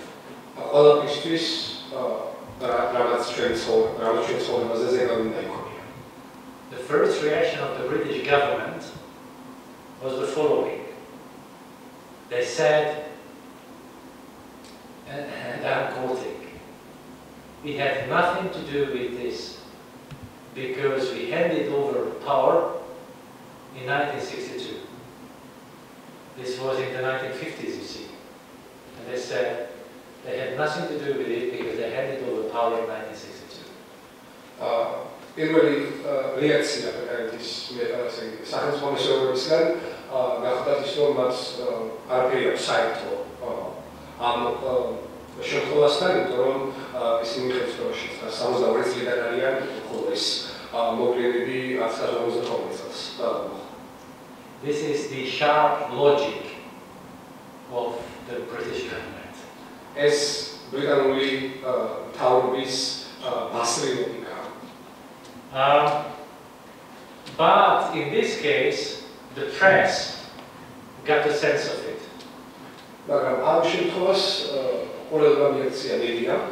They made a case, and then actually the High Court decided two things. First, that the British government should dig out the documents. Second, they accepted the analysis of the case.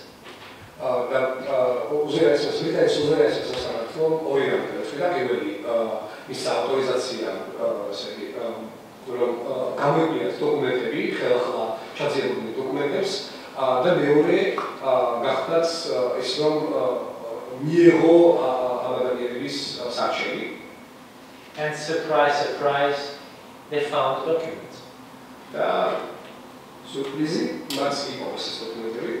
They were hidden in a remote archive in Buckinghamshire.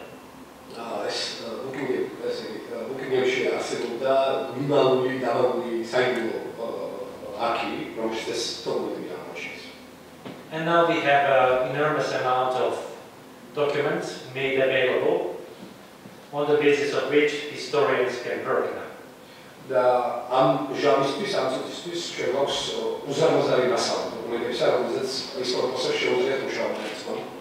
A year ago, even Mr. Cameron made a speech in the Parliament accepting the responsibility.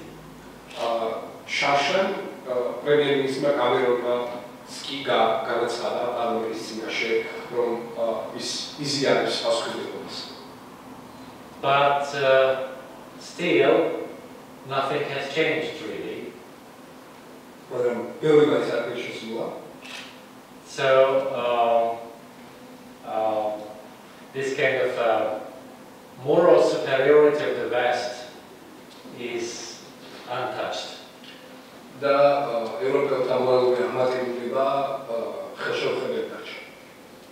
Now let's have a look why we had this situation, because I told you this is not about moralizing, this is about analysis.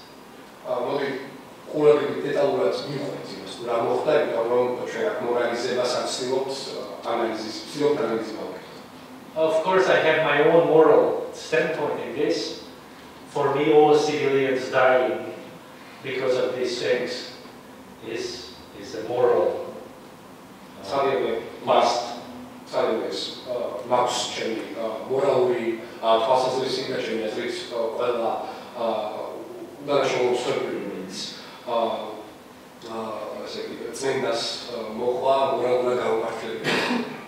So why we had these concentration camps?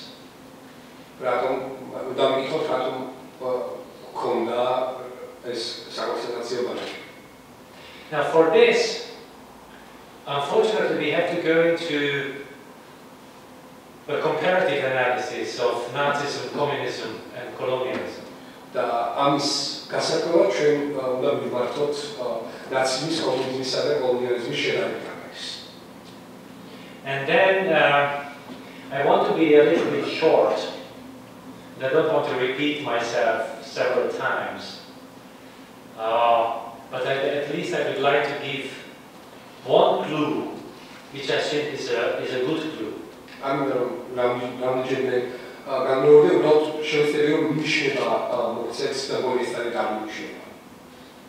So let's look at the immediate background of this.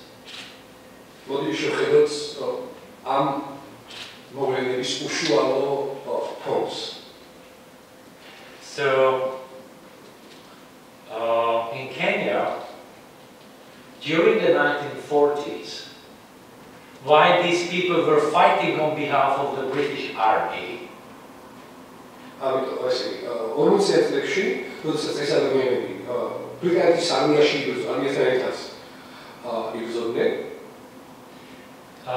they could push away 1,250,000 peasants from their own land.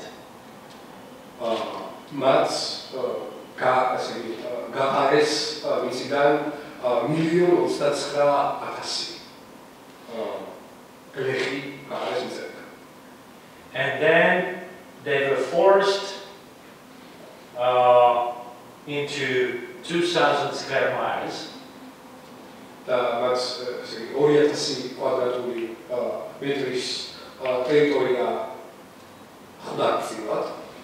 While 30,000 British settlers could own, 30,000 white settlers could own 12,000 square miles, namely 31,000 square kilometers. I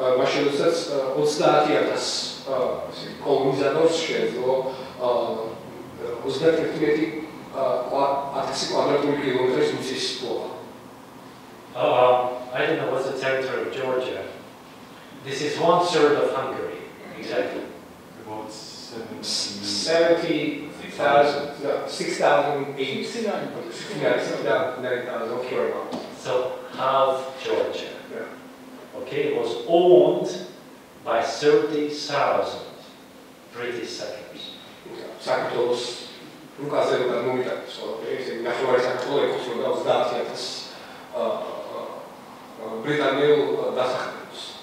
And they could push more than 1 million people into reservoirs for much worse land.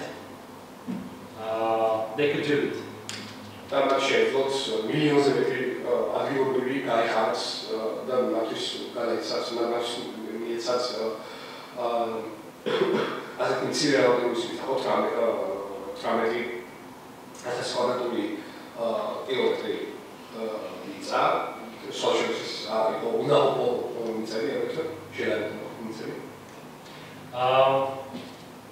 And that led to the so-called Mau Mau rebellion.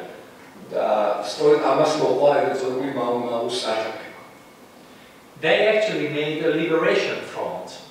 It was a movement.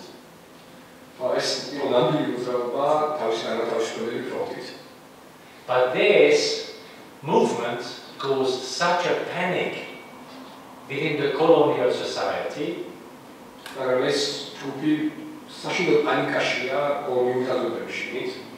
that they introduced a state of emergency.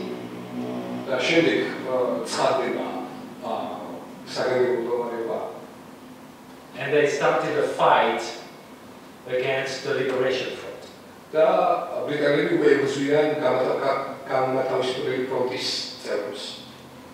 And this is a clue, because this amount of political violence was related to a massive change in property.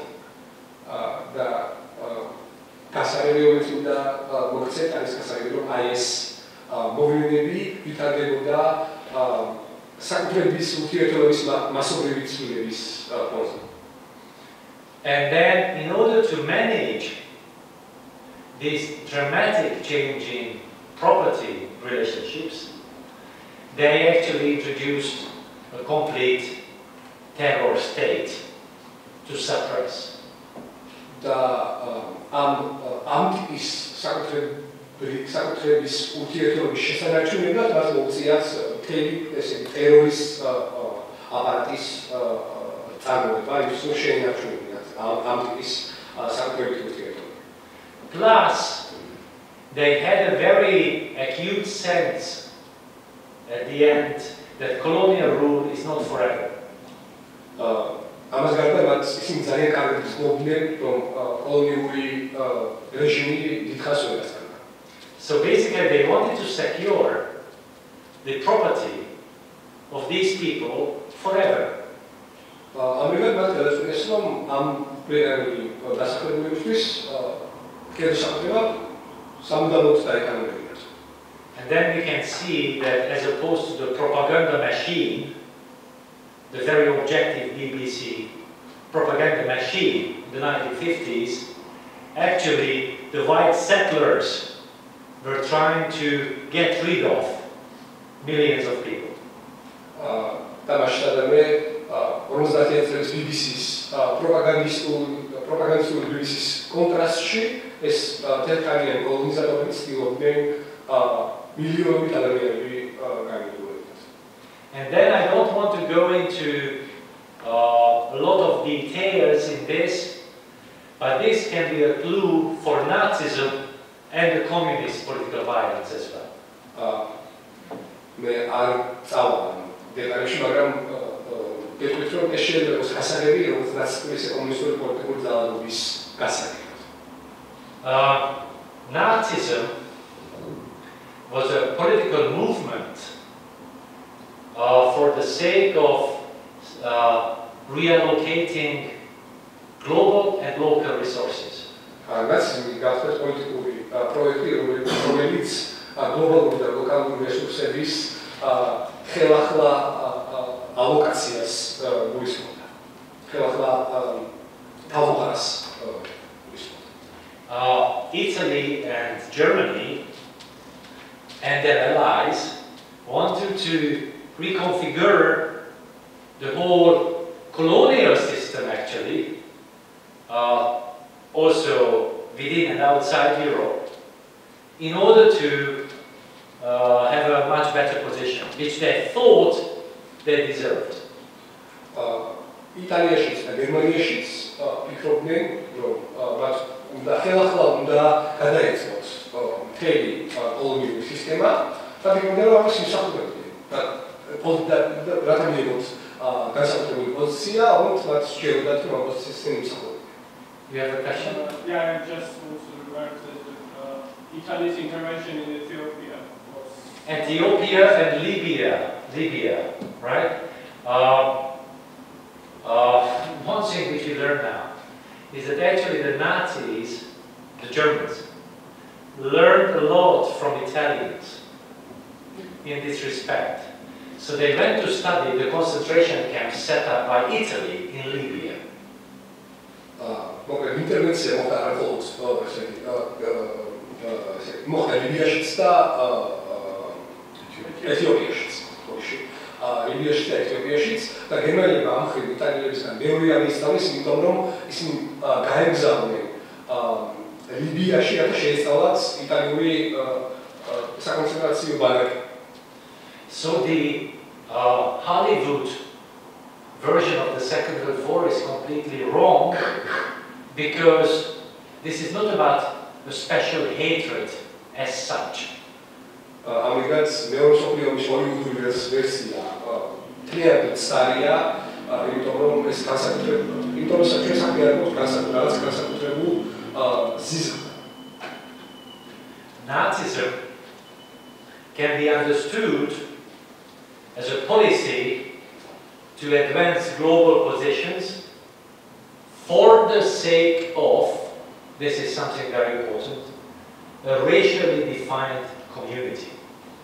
Nacizmის ეს პოლიტიკური პროექტი, რომელიც გლობალურ პოზიციის ამაღლებას ცდილობს, კონკრეტული რასის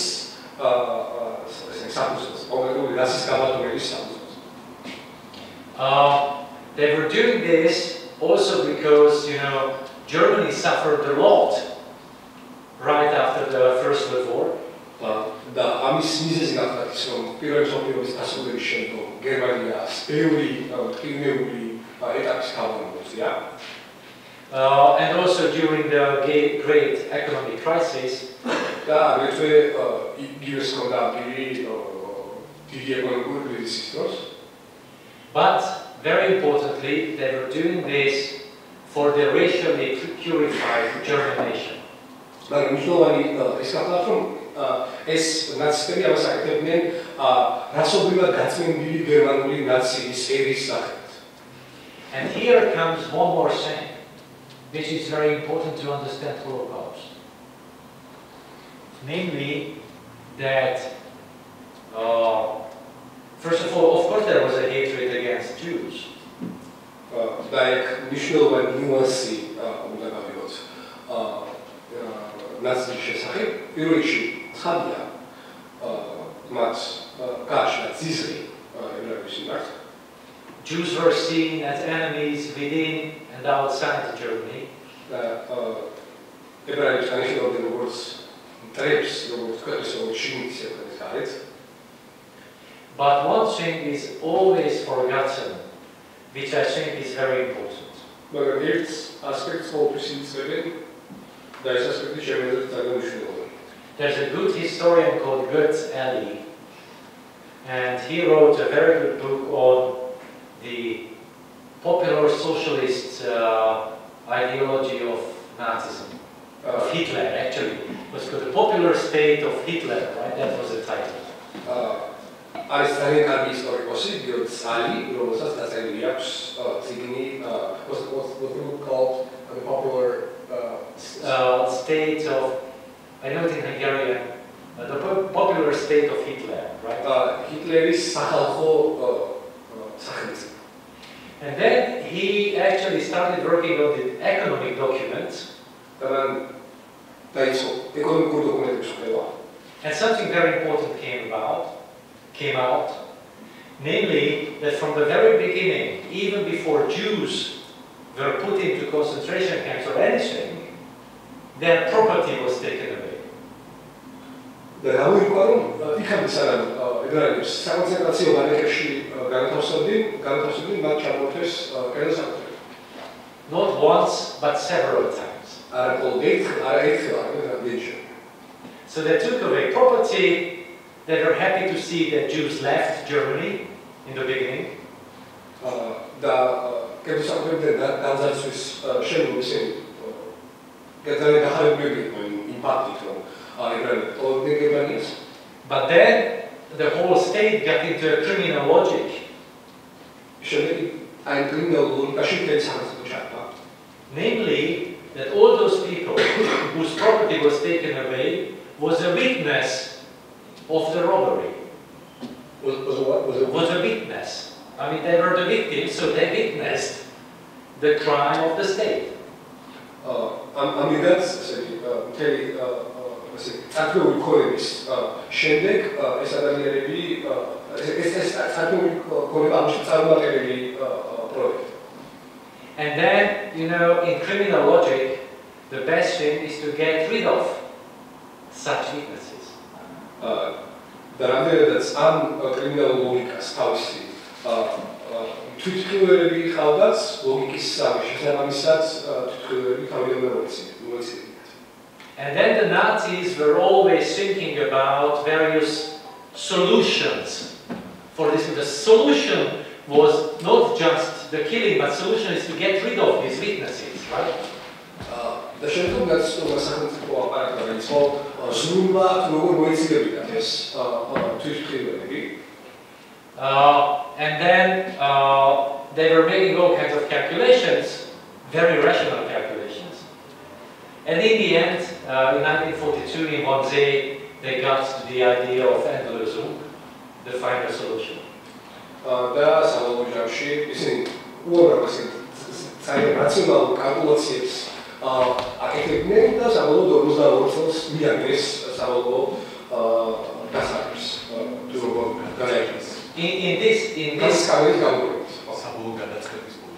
in this sense, Césaire is once again correct, because the colonial political violence was exactly the same thing like what happened under Nazism.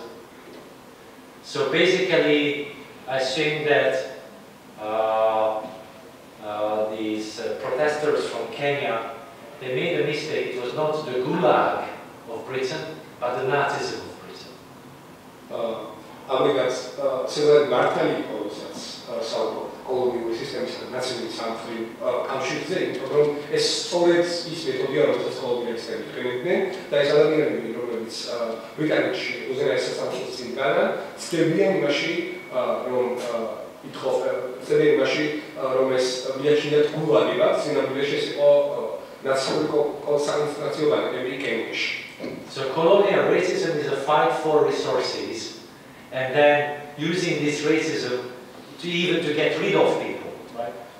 კოლონიური რასიზმი რესურსებზე ბრძოლა და ხშირად ამ რესურსებზე ბრძოლას ემატება კოლონიური ადამიანების უყურება. This is what the British also wanted to achieve, to shut the mouths of these people forever for the sake of property. და სწორედ ამას გულისხმობდა ბრიტანული კოლონიალიზმიც, იმას რომ საბოლოოდ მოეცილებინათ კოლონიზებული მოსახლეობა საკუთრების შენარჩუნების, საკუთრების მოპოვების გამო. So the British not only had just bad views of the niggers, right? That's not the story. Amigos, ბრიტანელებს მხოლოდ ზანგები არ გამუდმებიათ ვიცებისგან, ეს ისტორიისგან სული არ არის, ეს ამქართავდა ეს ისტორია.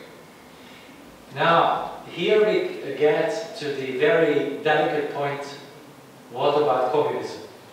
და ახლა კი ძალიან დელიკატურ საკითხს მივადექით, რას ნიშნავს კომუნისტურ კოლხში, რას ნიშნავს კომუნიზმი? And then there are similarities, but also important differences. Так, შემოვასწრებით. მსგავსებას, მაგრამ მეცნიერად დასვამებს. So, the first thing, socialism was imagined as a fight to change global hierarchies. პირველი, სოციალიზმი წარმოსახული იყო როგორც ბრძოლა გლობალური იერარქიების შესაძლებლად. Even we can say that as soon as socialism in one country was accepted, then it was the advancement of the Soviet Union as opposed to the West. მაშინ ეს კი როდესაც გამოცხადდა სოციალიზმი ერთ ქვეყანაში, ეს განიხილებოდა როგორც საბჭოთა კავშირის მაღალ აშენებში აღსრულება დასავლეთის მიმართულებით. And then it was very much against foreign ownership. As such, is foreign ownership. So in foreign-owned companies, the remit also capitalists and then it was also in some ways a defensive fight, because don't worry, as we learn, and this is the story, capitalists were not any better. They wanted to have those resources, that's for sure. და მეცნიერად ისინი აწარმოებდნენ თავის ბრძოლას, იმიტომ რომ ის ვისაც ებრძოდნენ კაპიტალისტები, რაც ისინი ყოფილან უმცირეობები ამ საქმეში, იმიტომ რომ მათაც უნდათ ეს რესურსები.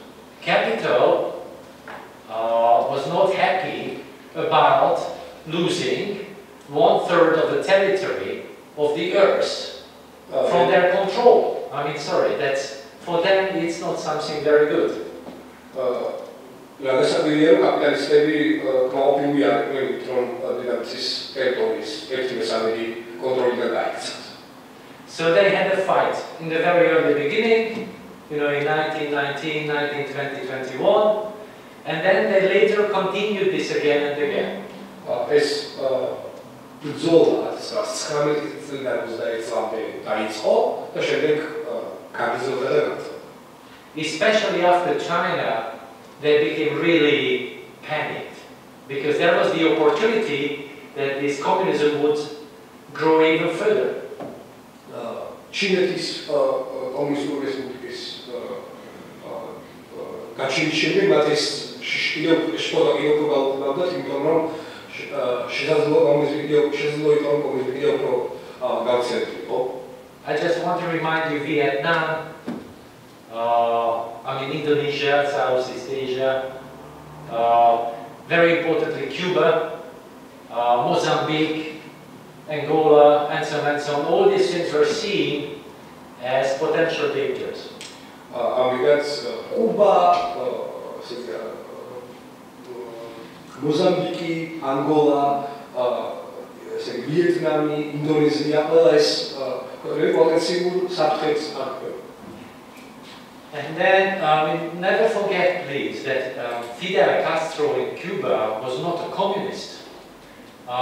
He was doing his own movement, and the Americans tacitly supported it because they were unhappy about the Batista regime.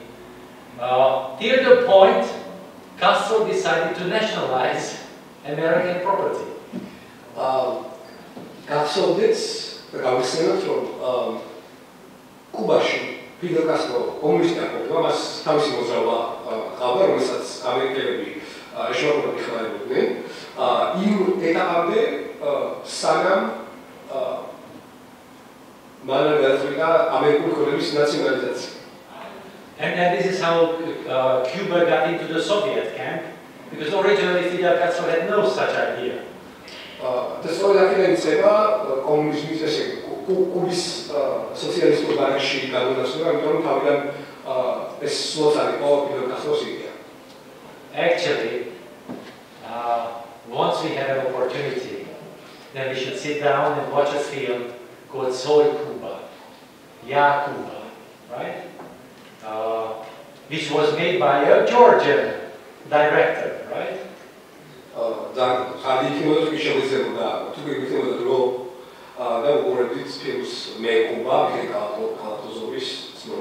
Thank you very much, exactly. What was the original? He was not Kalatozov, he was Kalatozishvili. Right, okay. From a post-colonial point of view, right? Because it was about the Soviet appropriation of the Cuban Revolution. So how they wanted to steal the Cuban Revolution. Kubis revolūcijas საბჭოთა აპროპრიაციას, საბჭოთა მითვისებას, ხო? როგორც ცდილობდა საბჭოთა კავშირი მოეპარა Kubis revolūცია. The title, Ya Cuba, is already a good hint, right? Ya Cuba, meaning not them, but us.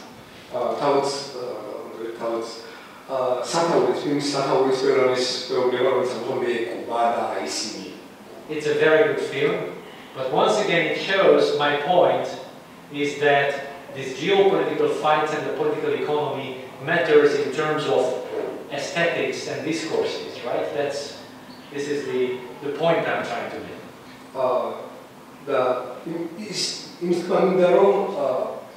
Geopolitიკური ვითარება და პოლიტიკური ეკონომია ესთეტიკურ და დისკურსულ ფორმაციებზე გავიდა საქმეს.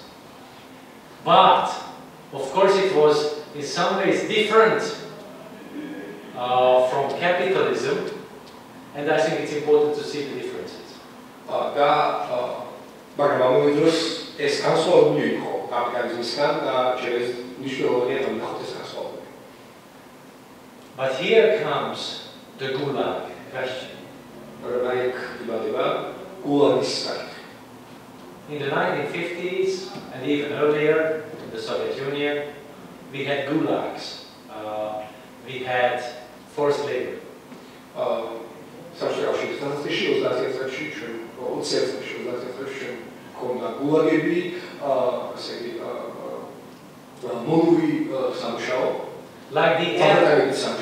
Like the airport of Nairobi in Kenya, right?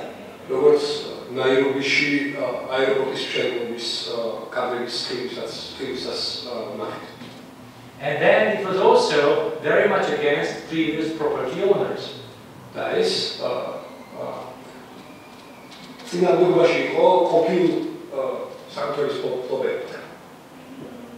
And then Firstly, once again, we can see that political violence is related to things when means of subsistence are confiscated on a large scale. ჩვენ ხედავთ, რომ პოლიტიკური ძალადობა ხშირად ემატება არსებობისთვის საჭირო საშუალებების კონფისკაციის საკითხს. But very importantly, and this is, I think, you should think this over. I'm also thinking this over, so don't think that I know the answer to this. But the big difference between communism and Nazism is for what purpose they are doing this. მინდა რამაზე ვფიქროთ, აგებულოთ რომ მე მაქვს ამაზე გასხვი, მეც ვფიქრობ ამ საკითხზე, იმაზე რომ დიდი განსხვავება ნაციზმსა და კომუნიზმის შორის არის მიზნებში. The two things cannot be mixed now, because Nazism was for a racially defined community only. იმიტომ რომ ნაციზმი გულისხმობდა რასობრივად განსაზღვრულ თემს და მხოლოდ ამას, which you never find in communism. რომელსაც კომუნიზმში ვერ გქონდა. Because communism was about social ownership, and then this is why they fought against capitalism. იმიტომ რომ სოციალიზმი გულისხმობდა საზოგადოებრივ საკუთრებას, საჯარო საკუთრებას და სწორედ ის ხალხთა მიზეზი რეკონსტრუქციის ებრძოდა კაპიტალიზმს. The two things have completely different logic. Am ორ განსხვავებულ ფენომენს განსხვავებული ლოგიკა. Because the political economic development of these various areas was very different. იმიტომ რომ პოლიტიკური ეკონომიკური განვითარება რეგიონისა ერთმანეთთან ძალიან მოსწავლდება. So, in the 1960s, after the terror of the 1950s, actually state socialism was trying to incorporate bigger and bigger amount of groups into this same system. ამიტომ 50-იანების და 60-იანების კომუნიზმი საბჭოთა კავშირი ცდილობდა უფრო და უფრო მეტი ტერიტორიების, უფრო და უფრო მეტი სისტემების ინკორპორაციას, შეფასებას ამ სისტემაში. In the case of private property, the interest not to incorporate is much bigger. კერძო საკუთრების შემთხვევაში არა შეფასების ინტერესი უფრო მეტი. I know my country very well in this respect. I know quite a lot about Eastern Europe as well. From the 1960s, they started rehabilitating some of the previous,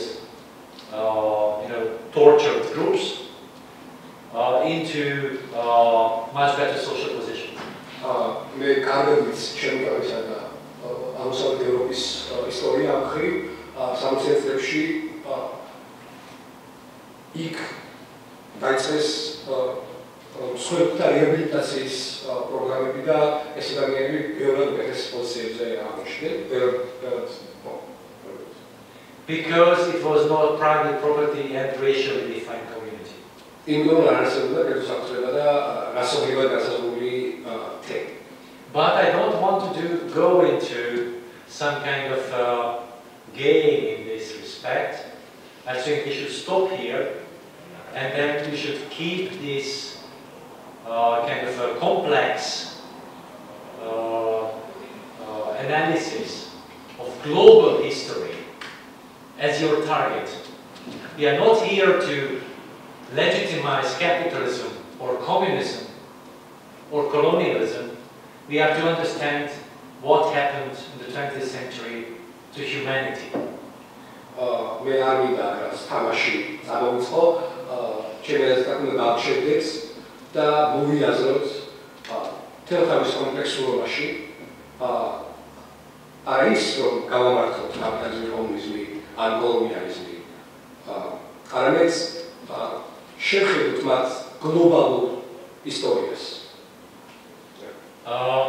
Because we have to avoid these hierarchical discourses which makes one point better than the others.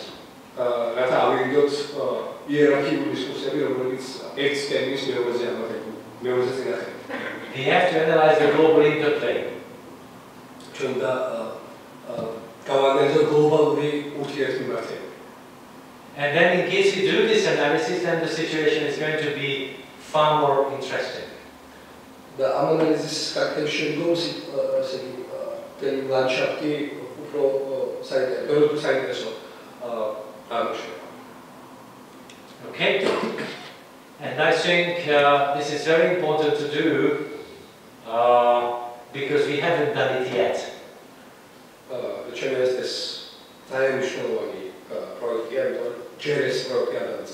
The problem with post-colonial thought is that it is too much focusing on just the discourses while not taking into account this global and very importantly political economic interplay, what was going on.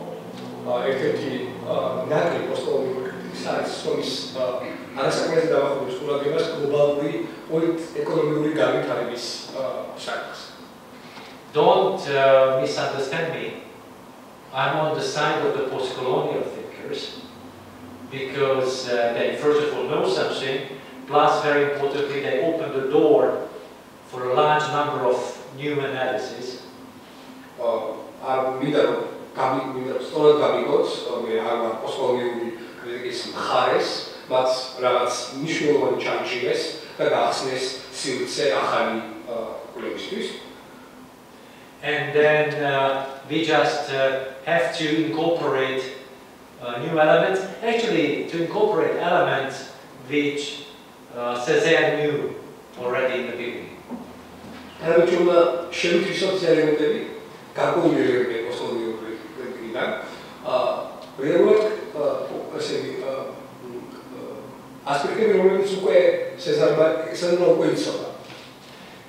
I just show it to you.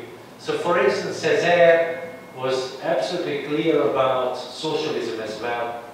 From a colonial point of view, he was also clear about capitalism. He was also clear about Western communists, because somehow he had this kind of an epistemological sameness of the whole story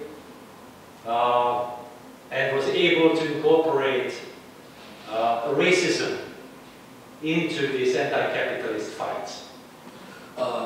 César ძალიან კარგად ესმოდა ინდოეთის სოციალიზმის საკითხი, კაპიტალიზმის თემა, ძალიან კარგად ესმოდა დასავლელი კომუნისტების საკითხი და რაც მისი დამსახურება, ეს არის რასიზმის საკითხის, რასიზმის პრობლემის შეთვისება სოციალისტურ დღეებში. So he was able to point out that French communists believed in their European superiority.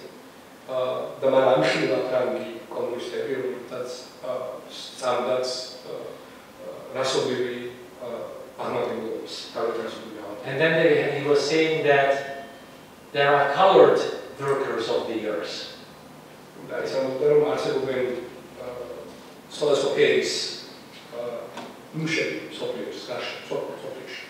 Plus, very importantly, look at his sentences on socialism. He was very precise. He was saying that socialism did not emancipate the working class there, and it was actually exploited by bureaucracies.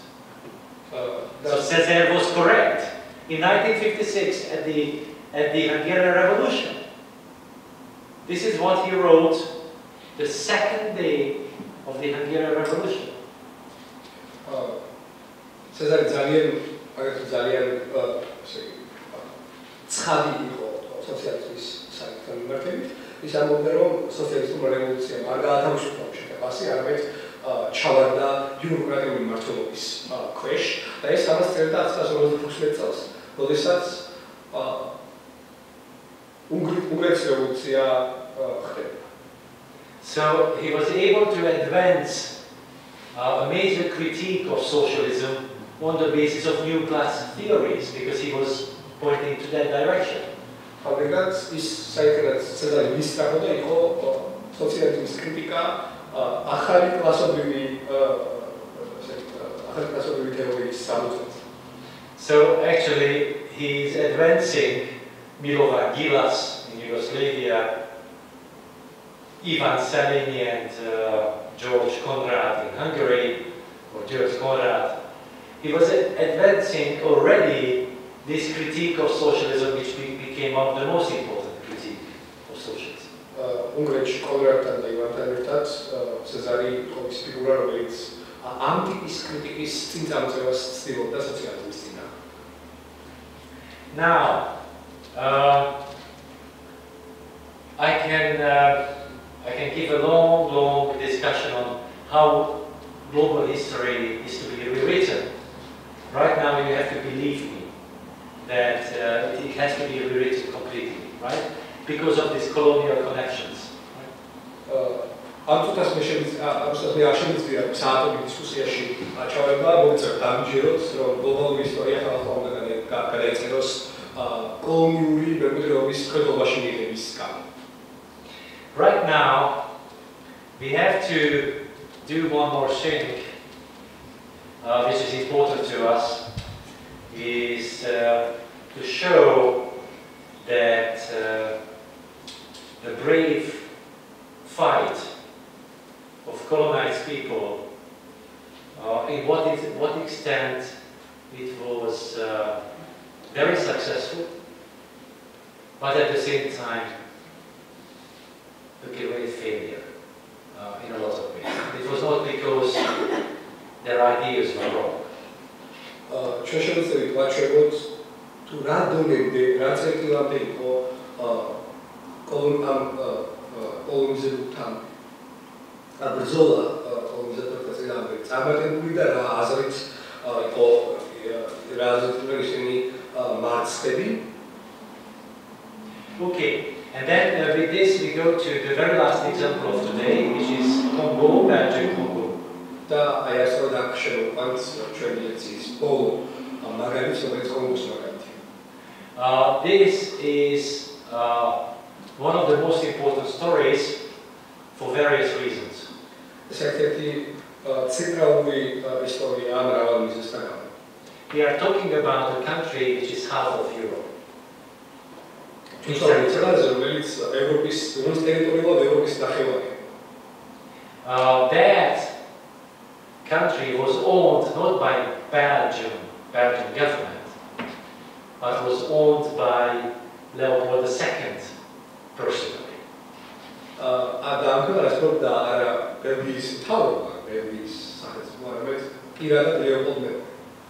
Basically, Leopold II went to the Berlin Congress and said, "Okay, guys, it's nice that you are doing all these geopolitical arrangements. I need my own colony." Israel's Leopold is kind of excited to show Congress და მოსკოვა მეც პირდება სამყარო კოლონია. And then he got this little piece of land. This პატარა მიწა უბოძეს, which was a prime example of dramatic colonial violence all the time. რომელიც ალბათ საუკეთესო მაგალითია კოლონიური ყველა დროის კოლონიური ძალების საუკეთესო. The key issue was not just mineral resources, but very much about rubber. Rubber. Yes. This is caoutchouc. Yeah. ცენტრალური საკითხი იყო არა მხოლოდ მინერალური რესურსები, არამედ კაუჩუკი. Basically, local peasants had to produce for the Belgian king a certain amount of caoutchouc in a certain period of time. რეალურად ადგილობრივებს პირადად მეფეს უნდა დაემზადებინათ გადაურავდების კაუჩუკი გადაურავდების დროში. In case they did not produce enough, then they had some negative consequences to see.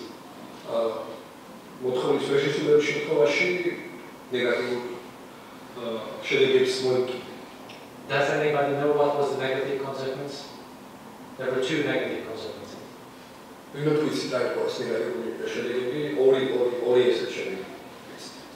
Your family could be kidnapped. And they were not liberated till the point you did not produce enough couch. Or they basically cut your hand off.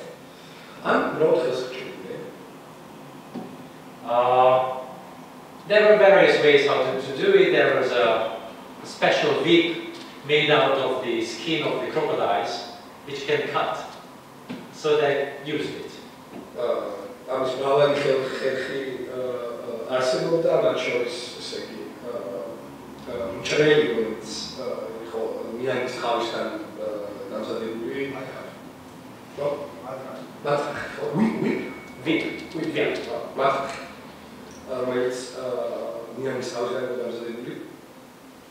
And this is how the slaves of the rubber plantation look like.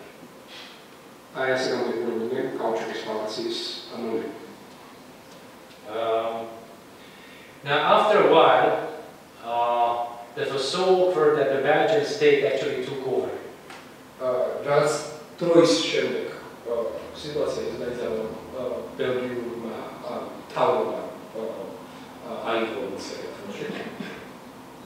And then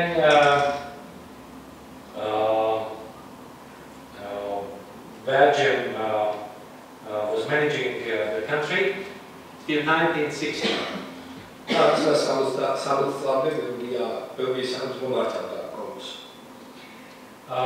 And then there was an anti-colonial movement.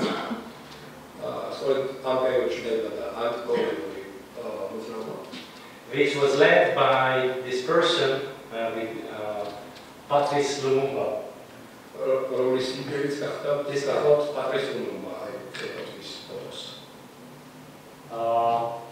He was, Mr. Mobutu was an ally of Patrice Lumumba. But actually, in case you put these things together, then you can see the tragic history of Congo, because Patrice Lumumba liberated or made the country independent. Then Mobutu took over, and Mobutu became one of the worst dictators.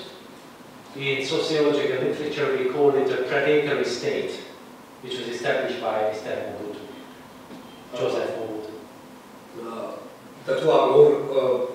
Photos,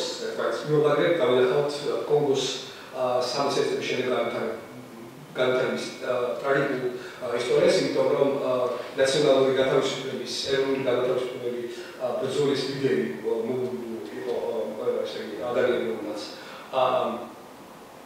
გაათავისუფლა კონგო და შემდგომ მობუტუს რეჟიმი მოვიდა. ეს მობუტუ გახდა ერთ-ერთი საშინელი დიქტატორი, რომელიც წოდესმე კონგოს სოციოლოგიურ ენაზე სახელმწიფოს, რომელიც მობუტუს რეჟიმის დროს არსებობდა, ჩვენ ვეძახით მოღალატე სახელმწიფოს.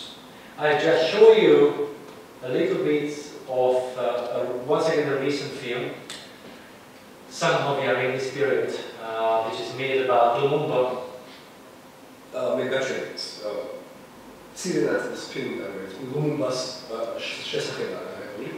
Once again based on historical documents. And newly emerging historical documents. We will start with a film with a horrifying scene. Once again, I apologize for this, but somehow cognitively we have to be aware of such things.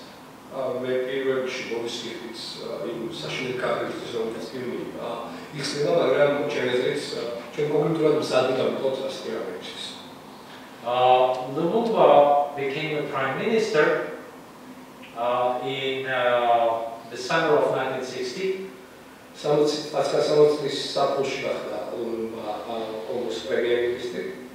Basically, he was a prime minister for 3 or 4 months. Then he was forcefully detained. And then he was executed.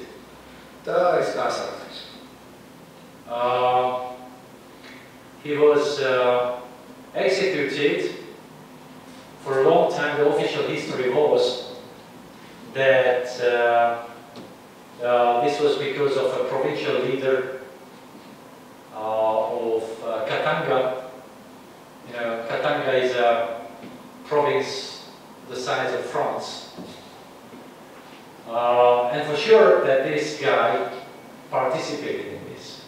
But then there was a long-term denial that Belgian soldiers actually participated in this.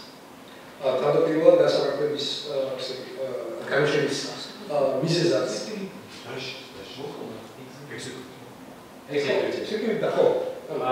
So in January 61, he was killed.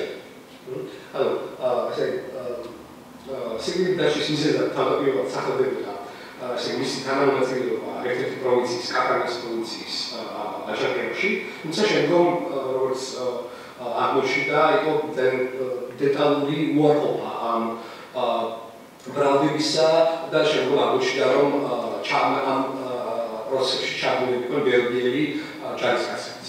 I don't want to show the whole film. I want to show basically 3 parts, and I hope that I find them very quickly. First, I would like to show you his speech he gave when he took over power.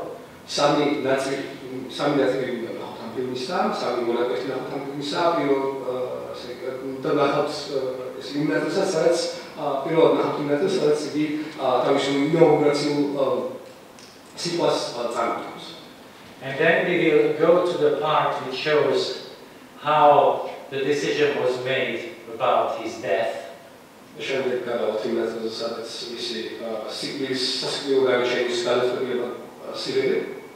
And then we will look at, unfortunately, at the execution, not because I like it, and even we will go to the very first scene of the film, which is about what happened after the execution.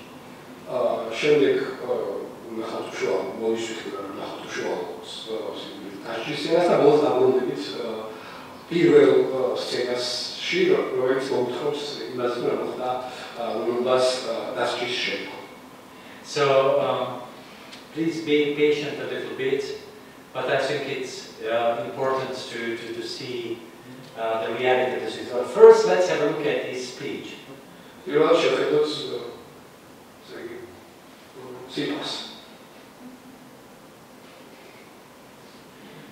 Yes. Okay. Now we start. We can switch off the lights. Patrice, tu veux vraiment dire ça? L'indépendance du Congo constitue l'aboutissement de l'œuvre conçue par le génie du roi Léopold II, entreprise par lui avec un courage tenace et continuée avec persévérance par la Belgique. So actually the Belgian government is paying tribute to Leopold, right? Okay, that's just...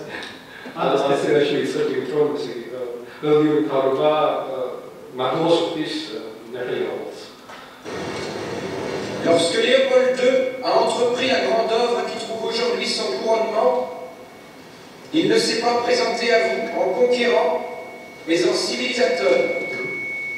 C'est à vous, messieurs, qu'il appartient maintenant de démontrer que nous avons eu raison de vous faire confiance. Ne compromettez pas l'avenir par des réformes hâtives et ne remplacez pas les organismes que vous remet la Belgique tant que vous n'êtes pas certain de pouvoir faire mieux. Messieurs, le monde entier a les yeux fixés sur vous. Que Dieu protège le Congo.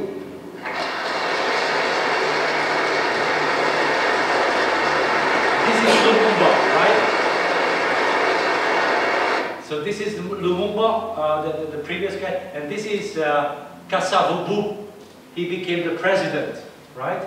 He was a very important player later. So now Kasavubu will talk.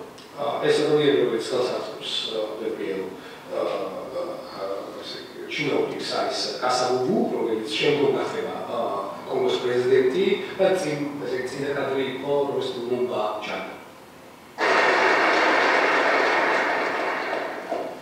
Excellences, mes chers compatriotes, au moment solennel où la République du Congo se présente au monde et à l'histoire pleinement indépendante et souveraine, la crise est autant dangereuse. Tu as corrigé ce que tu as voulu.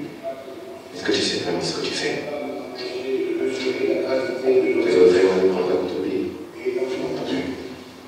Je vais laisser ça sans réponse. Que vont retenir les enfants de cette histoire? C'est à ça qu'il répond. Mais écoute-le. Écoute comment il répond. Si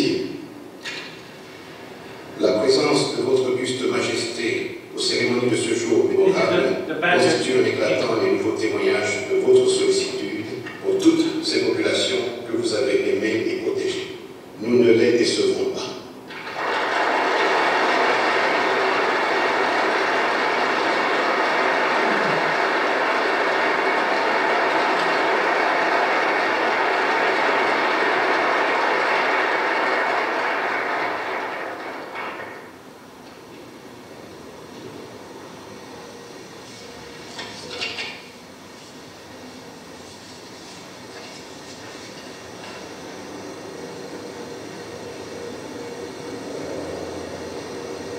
Congolais, Congolaises, combattants de l'indépendance aujourd'hui victorieux. L'indépendance du Congo, si elle est proclamée aujourd'hui dans l'entente avec la Belgique, pays ami, avec qui nous traitons d'égal à égal, nul Congolais digne de ce nom ne pourra jamais oublier que c'est par la lutte qu'elle a été conquise. Une lutte en laquelle nous n'avons ménagé ni nos forces, ni nos privations, ni nos souffrances, ni notre sang. Nous avons connu le travail harassant, exigé en échange du salaire de misère. Nous avons connu les ironies, les insultes, les coups que nous devions subir matin, midi et soir parce que nous étions des nègres. Qui oubliera les fusillades du périton de nos frères, des cachots où furent brutalement jetés ceux qui avaient échappé aux balles des soldats dont les colonialistes avaient fait l'outil de leur domination. Tout cela, mes frères, nous en avons profondément souffert et nos blessures sont trop fraîches et trop douloureuses encore pour que nous puissions les chasser de notre mémoire. Tout cela, mes frères, nous le disons tout haut, tout cela est désormais fini. La République du Congo a été proclamée.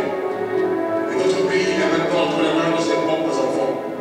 Nous allons établir ensemble la justice sociale et assurer que les terres de notre patrie profitent véritablement à ses enfants.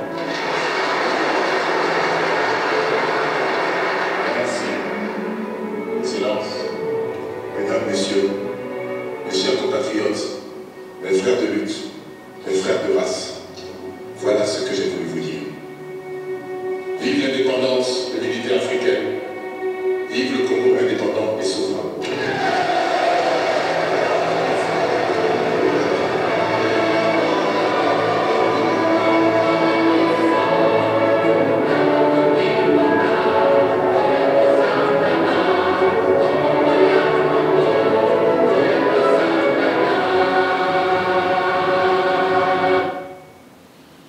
Okay, and then comes a dramatic fight in this late colonial chain between the new government, various local groups, and the Belgian colonizers. Ამას მოხდება დრამატული ბრძოლა ლოკალურ მთავრობას მის ოპოზიციას და ბელგიელებს შორის. Lumumba fights for national unity.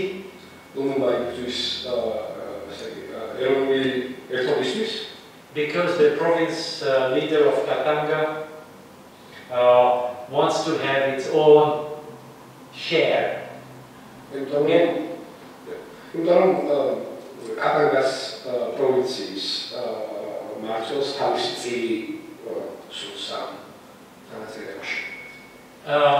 know, the key term we use in analyzing these societies is rent-seeking. Rent-seeking. So the political elite is looking for rents to earn. საკონცო სოციალური ტექნიკების ამ მომენტში შესაძლებელი გამომიხილეთ არის ქირის მაძიებელი თავობა ქირას ეწევს.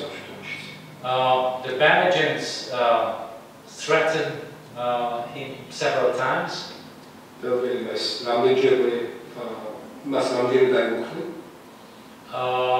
And when the Belgians can see that they can't influence Lumumba, but he's behaving independently, then they start maneuvering geopolitically.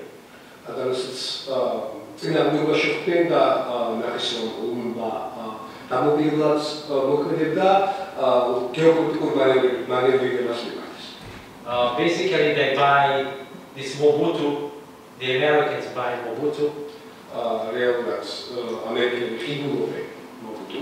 And then they sit down to have a discussion about the fate of this man. I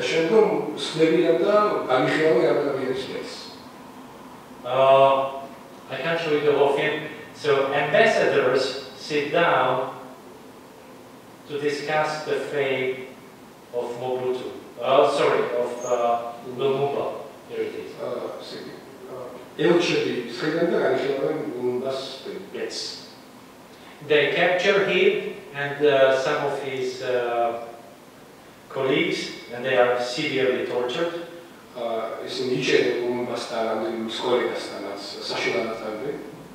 And then this is the discussion.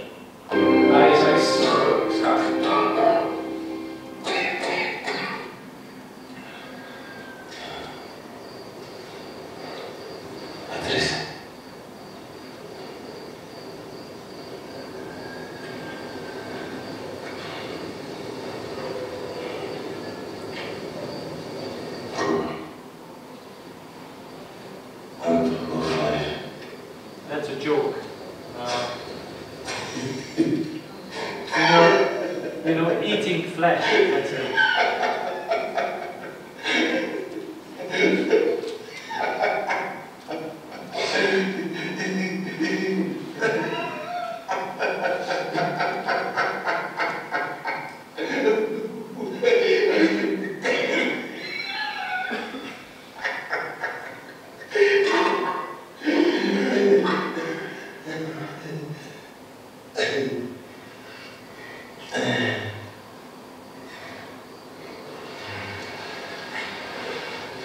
Just a second, sorry, I mean...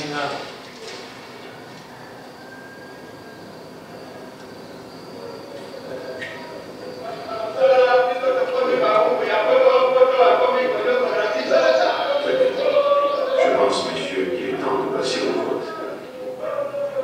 Ceux qui sont pour, lèvent la main.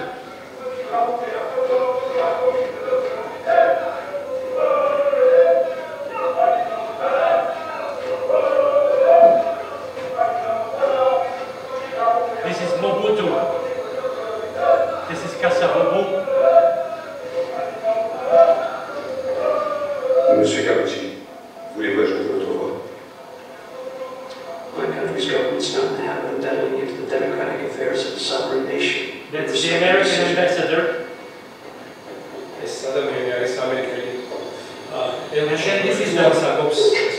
And this is the Belgian. This is the Belgian ambassador.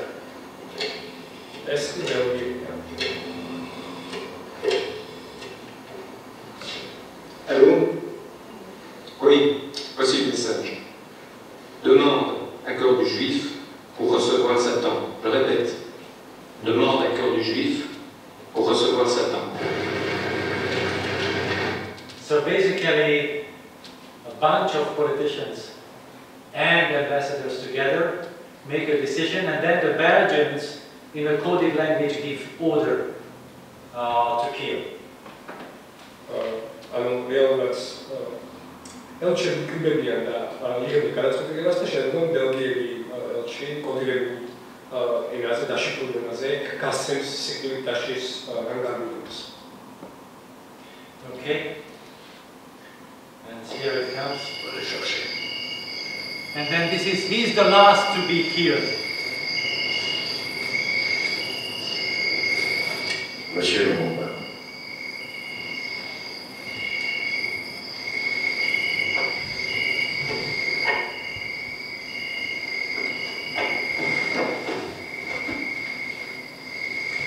A Belgian doctor. Essa é a Belgian equipe.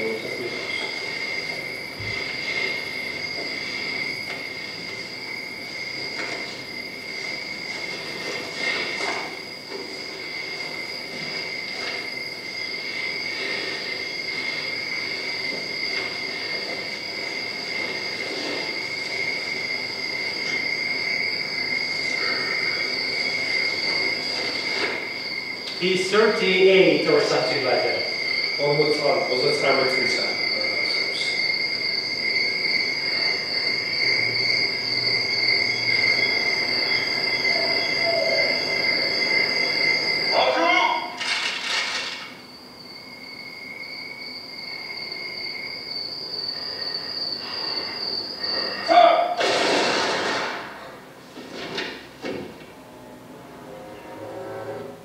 This is Mobutu paying tribute to him, so of course he's playing a game. He killed partially him. ეს არის Mobutu ახალი პრეზიდენტი, რომელიც გლოუს მას სიამბლეში თანამოწმე იყო ლუგუნგოს პრეზიდენტისა. But once again, I want to show you what happened even after his execution. მაგრამ ცოტა მინდა გაგიგოთ ისიც რა მოხდა მისი სიკვდილით შემდგომ.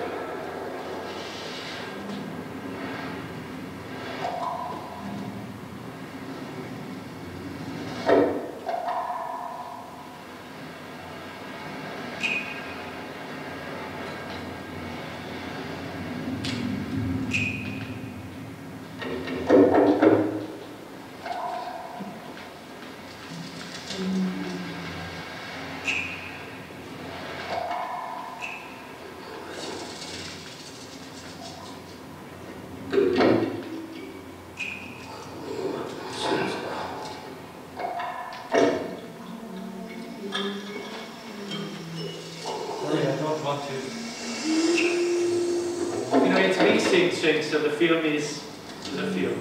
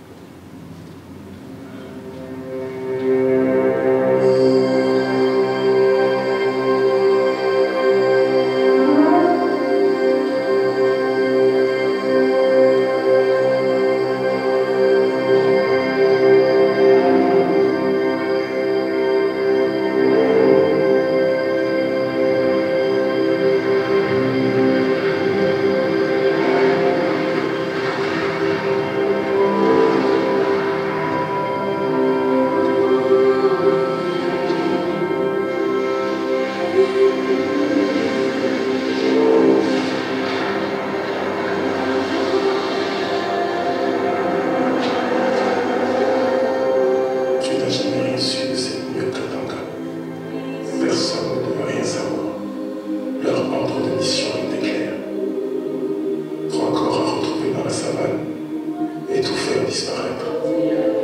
Pas de sépulture, pas de lieu de pèlerinage.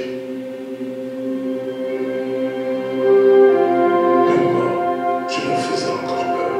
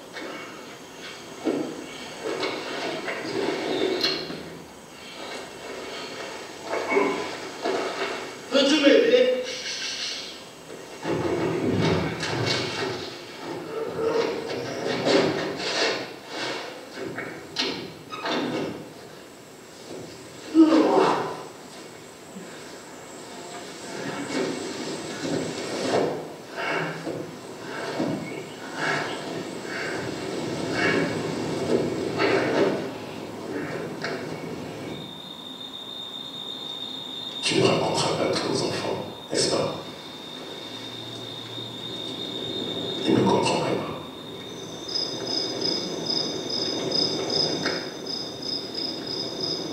Ne leur dis pas tout.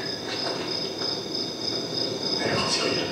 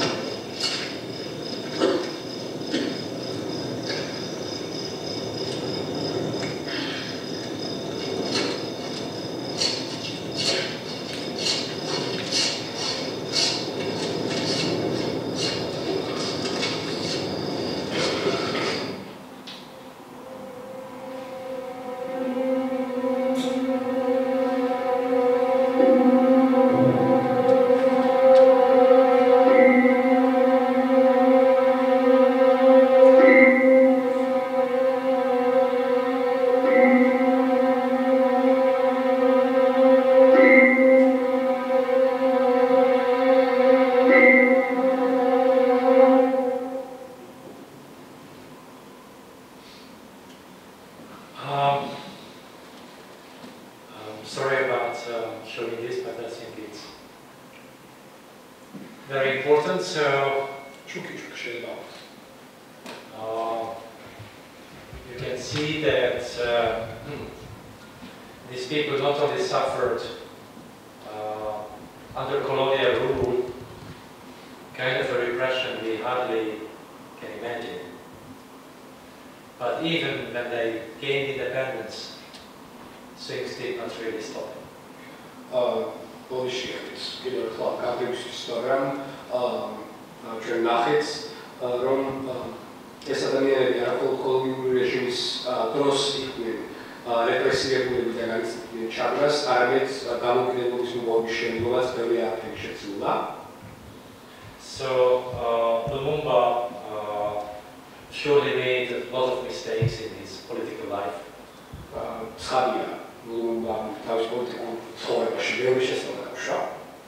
But with historical documents we know that they not only wanted to get rid of him so much, they wanted to get rid of him completely.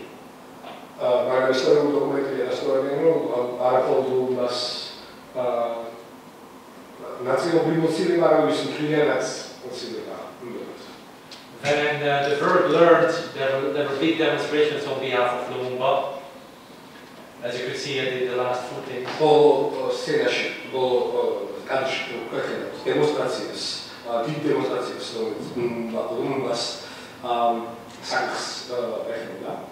And then even in Moscow, One university was named after him.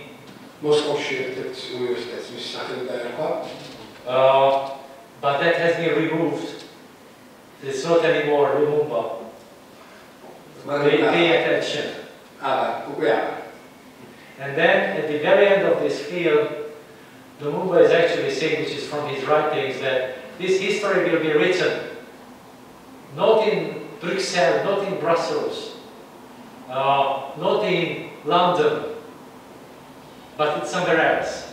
So this history will be written, but not in the colonial histories or the histories of these countries. და უნდა თავისუფლების შემოსულ ისტორია დაიწერა ბრუსელში, პარიზში, რომელიც სადაც სხვაგან, ანუ არა კოლონიური ისტორია, ეს ისტორია არ ჩაიწერება კოლონიური ისტორიების რიგში. And in Brussels, you still have Leopold II Museum.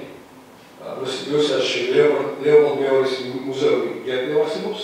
Last year, there was an attempt on behalf of a district in Brussels to name a street after Lumumba. Ერთ-ერთი უბნის მოთხოვნით შაშანი იყო შაშა განიხილავდა ბელგიაში ბრუსელის ერთ-ერთი ქუჩისთვის ლუმუმბას სახელით დარქმევის საკითხს. But surprise, surprise, the change of the street name was not allowed. მაგრამ რაგასაკვირია რომ ამის უფლება მასშტაბებს არ დარჩეს. So people like Lumumba cannot be remembered even, after I don't know how many years.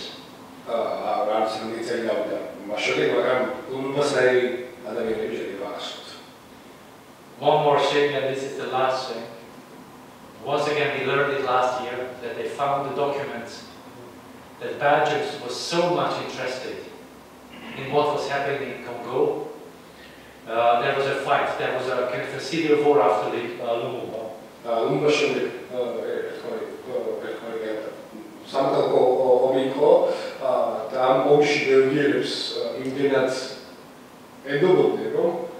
That the first Secretary of the United Nations actually wanted to make peace in this scenario.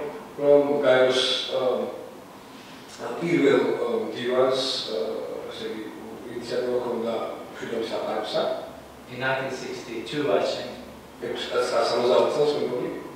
And when the first Secretary of the United Nations was flying over the land of Congo, then his plane was shot. Up till now, we thought, or that was the claim, it was made by the military of the Katanga province.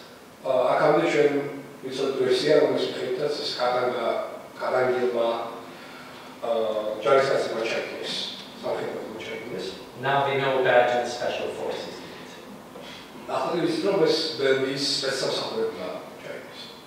There was so much at stake to do these things, so much at stake.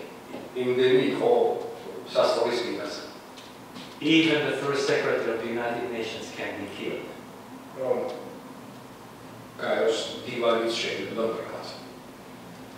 Please do not forget that.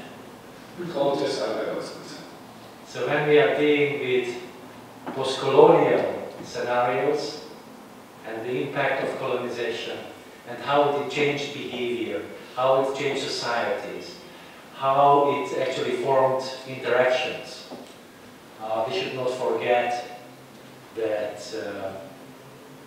so much is at stake in these things that it is not just simple cultural affairs.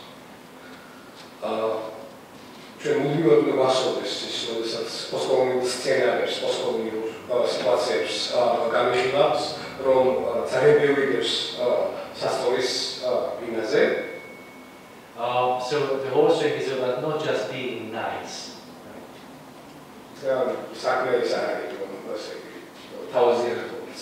But tomorrow we will continue. With Eastern Europe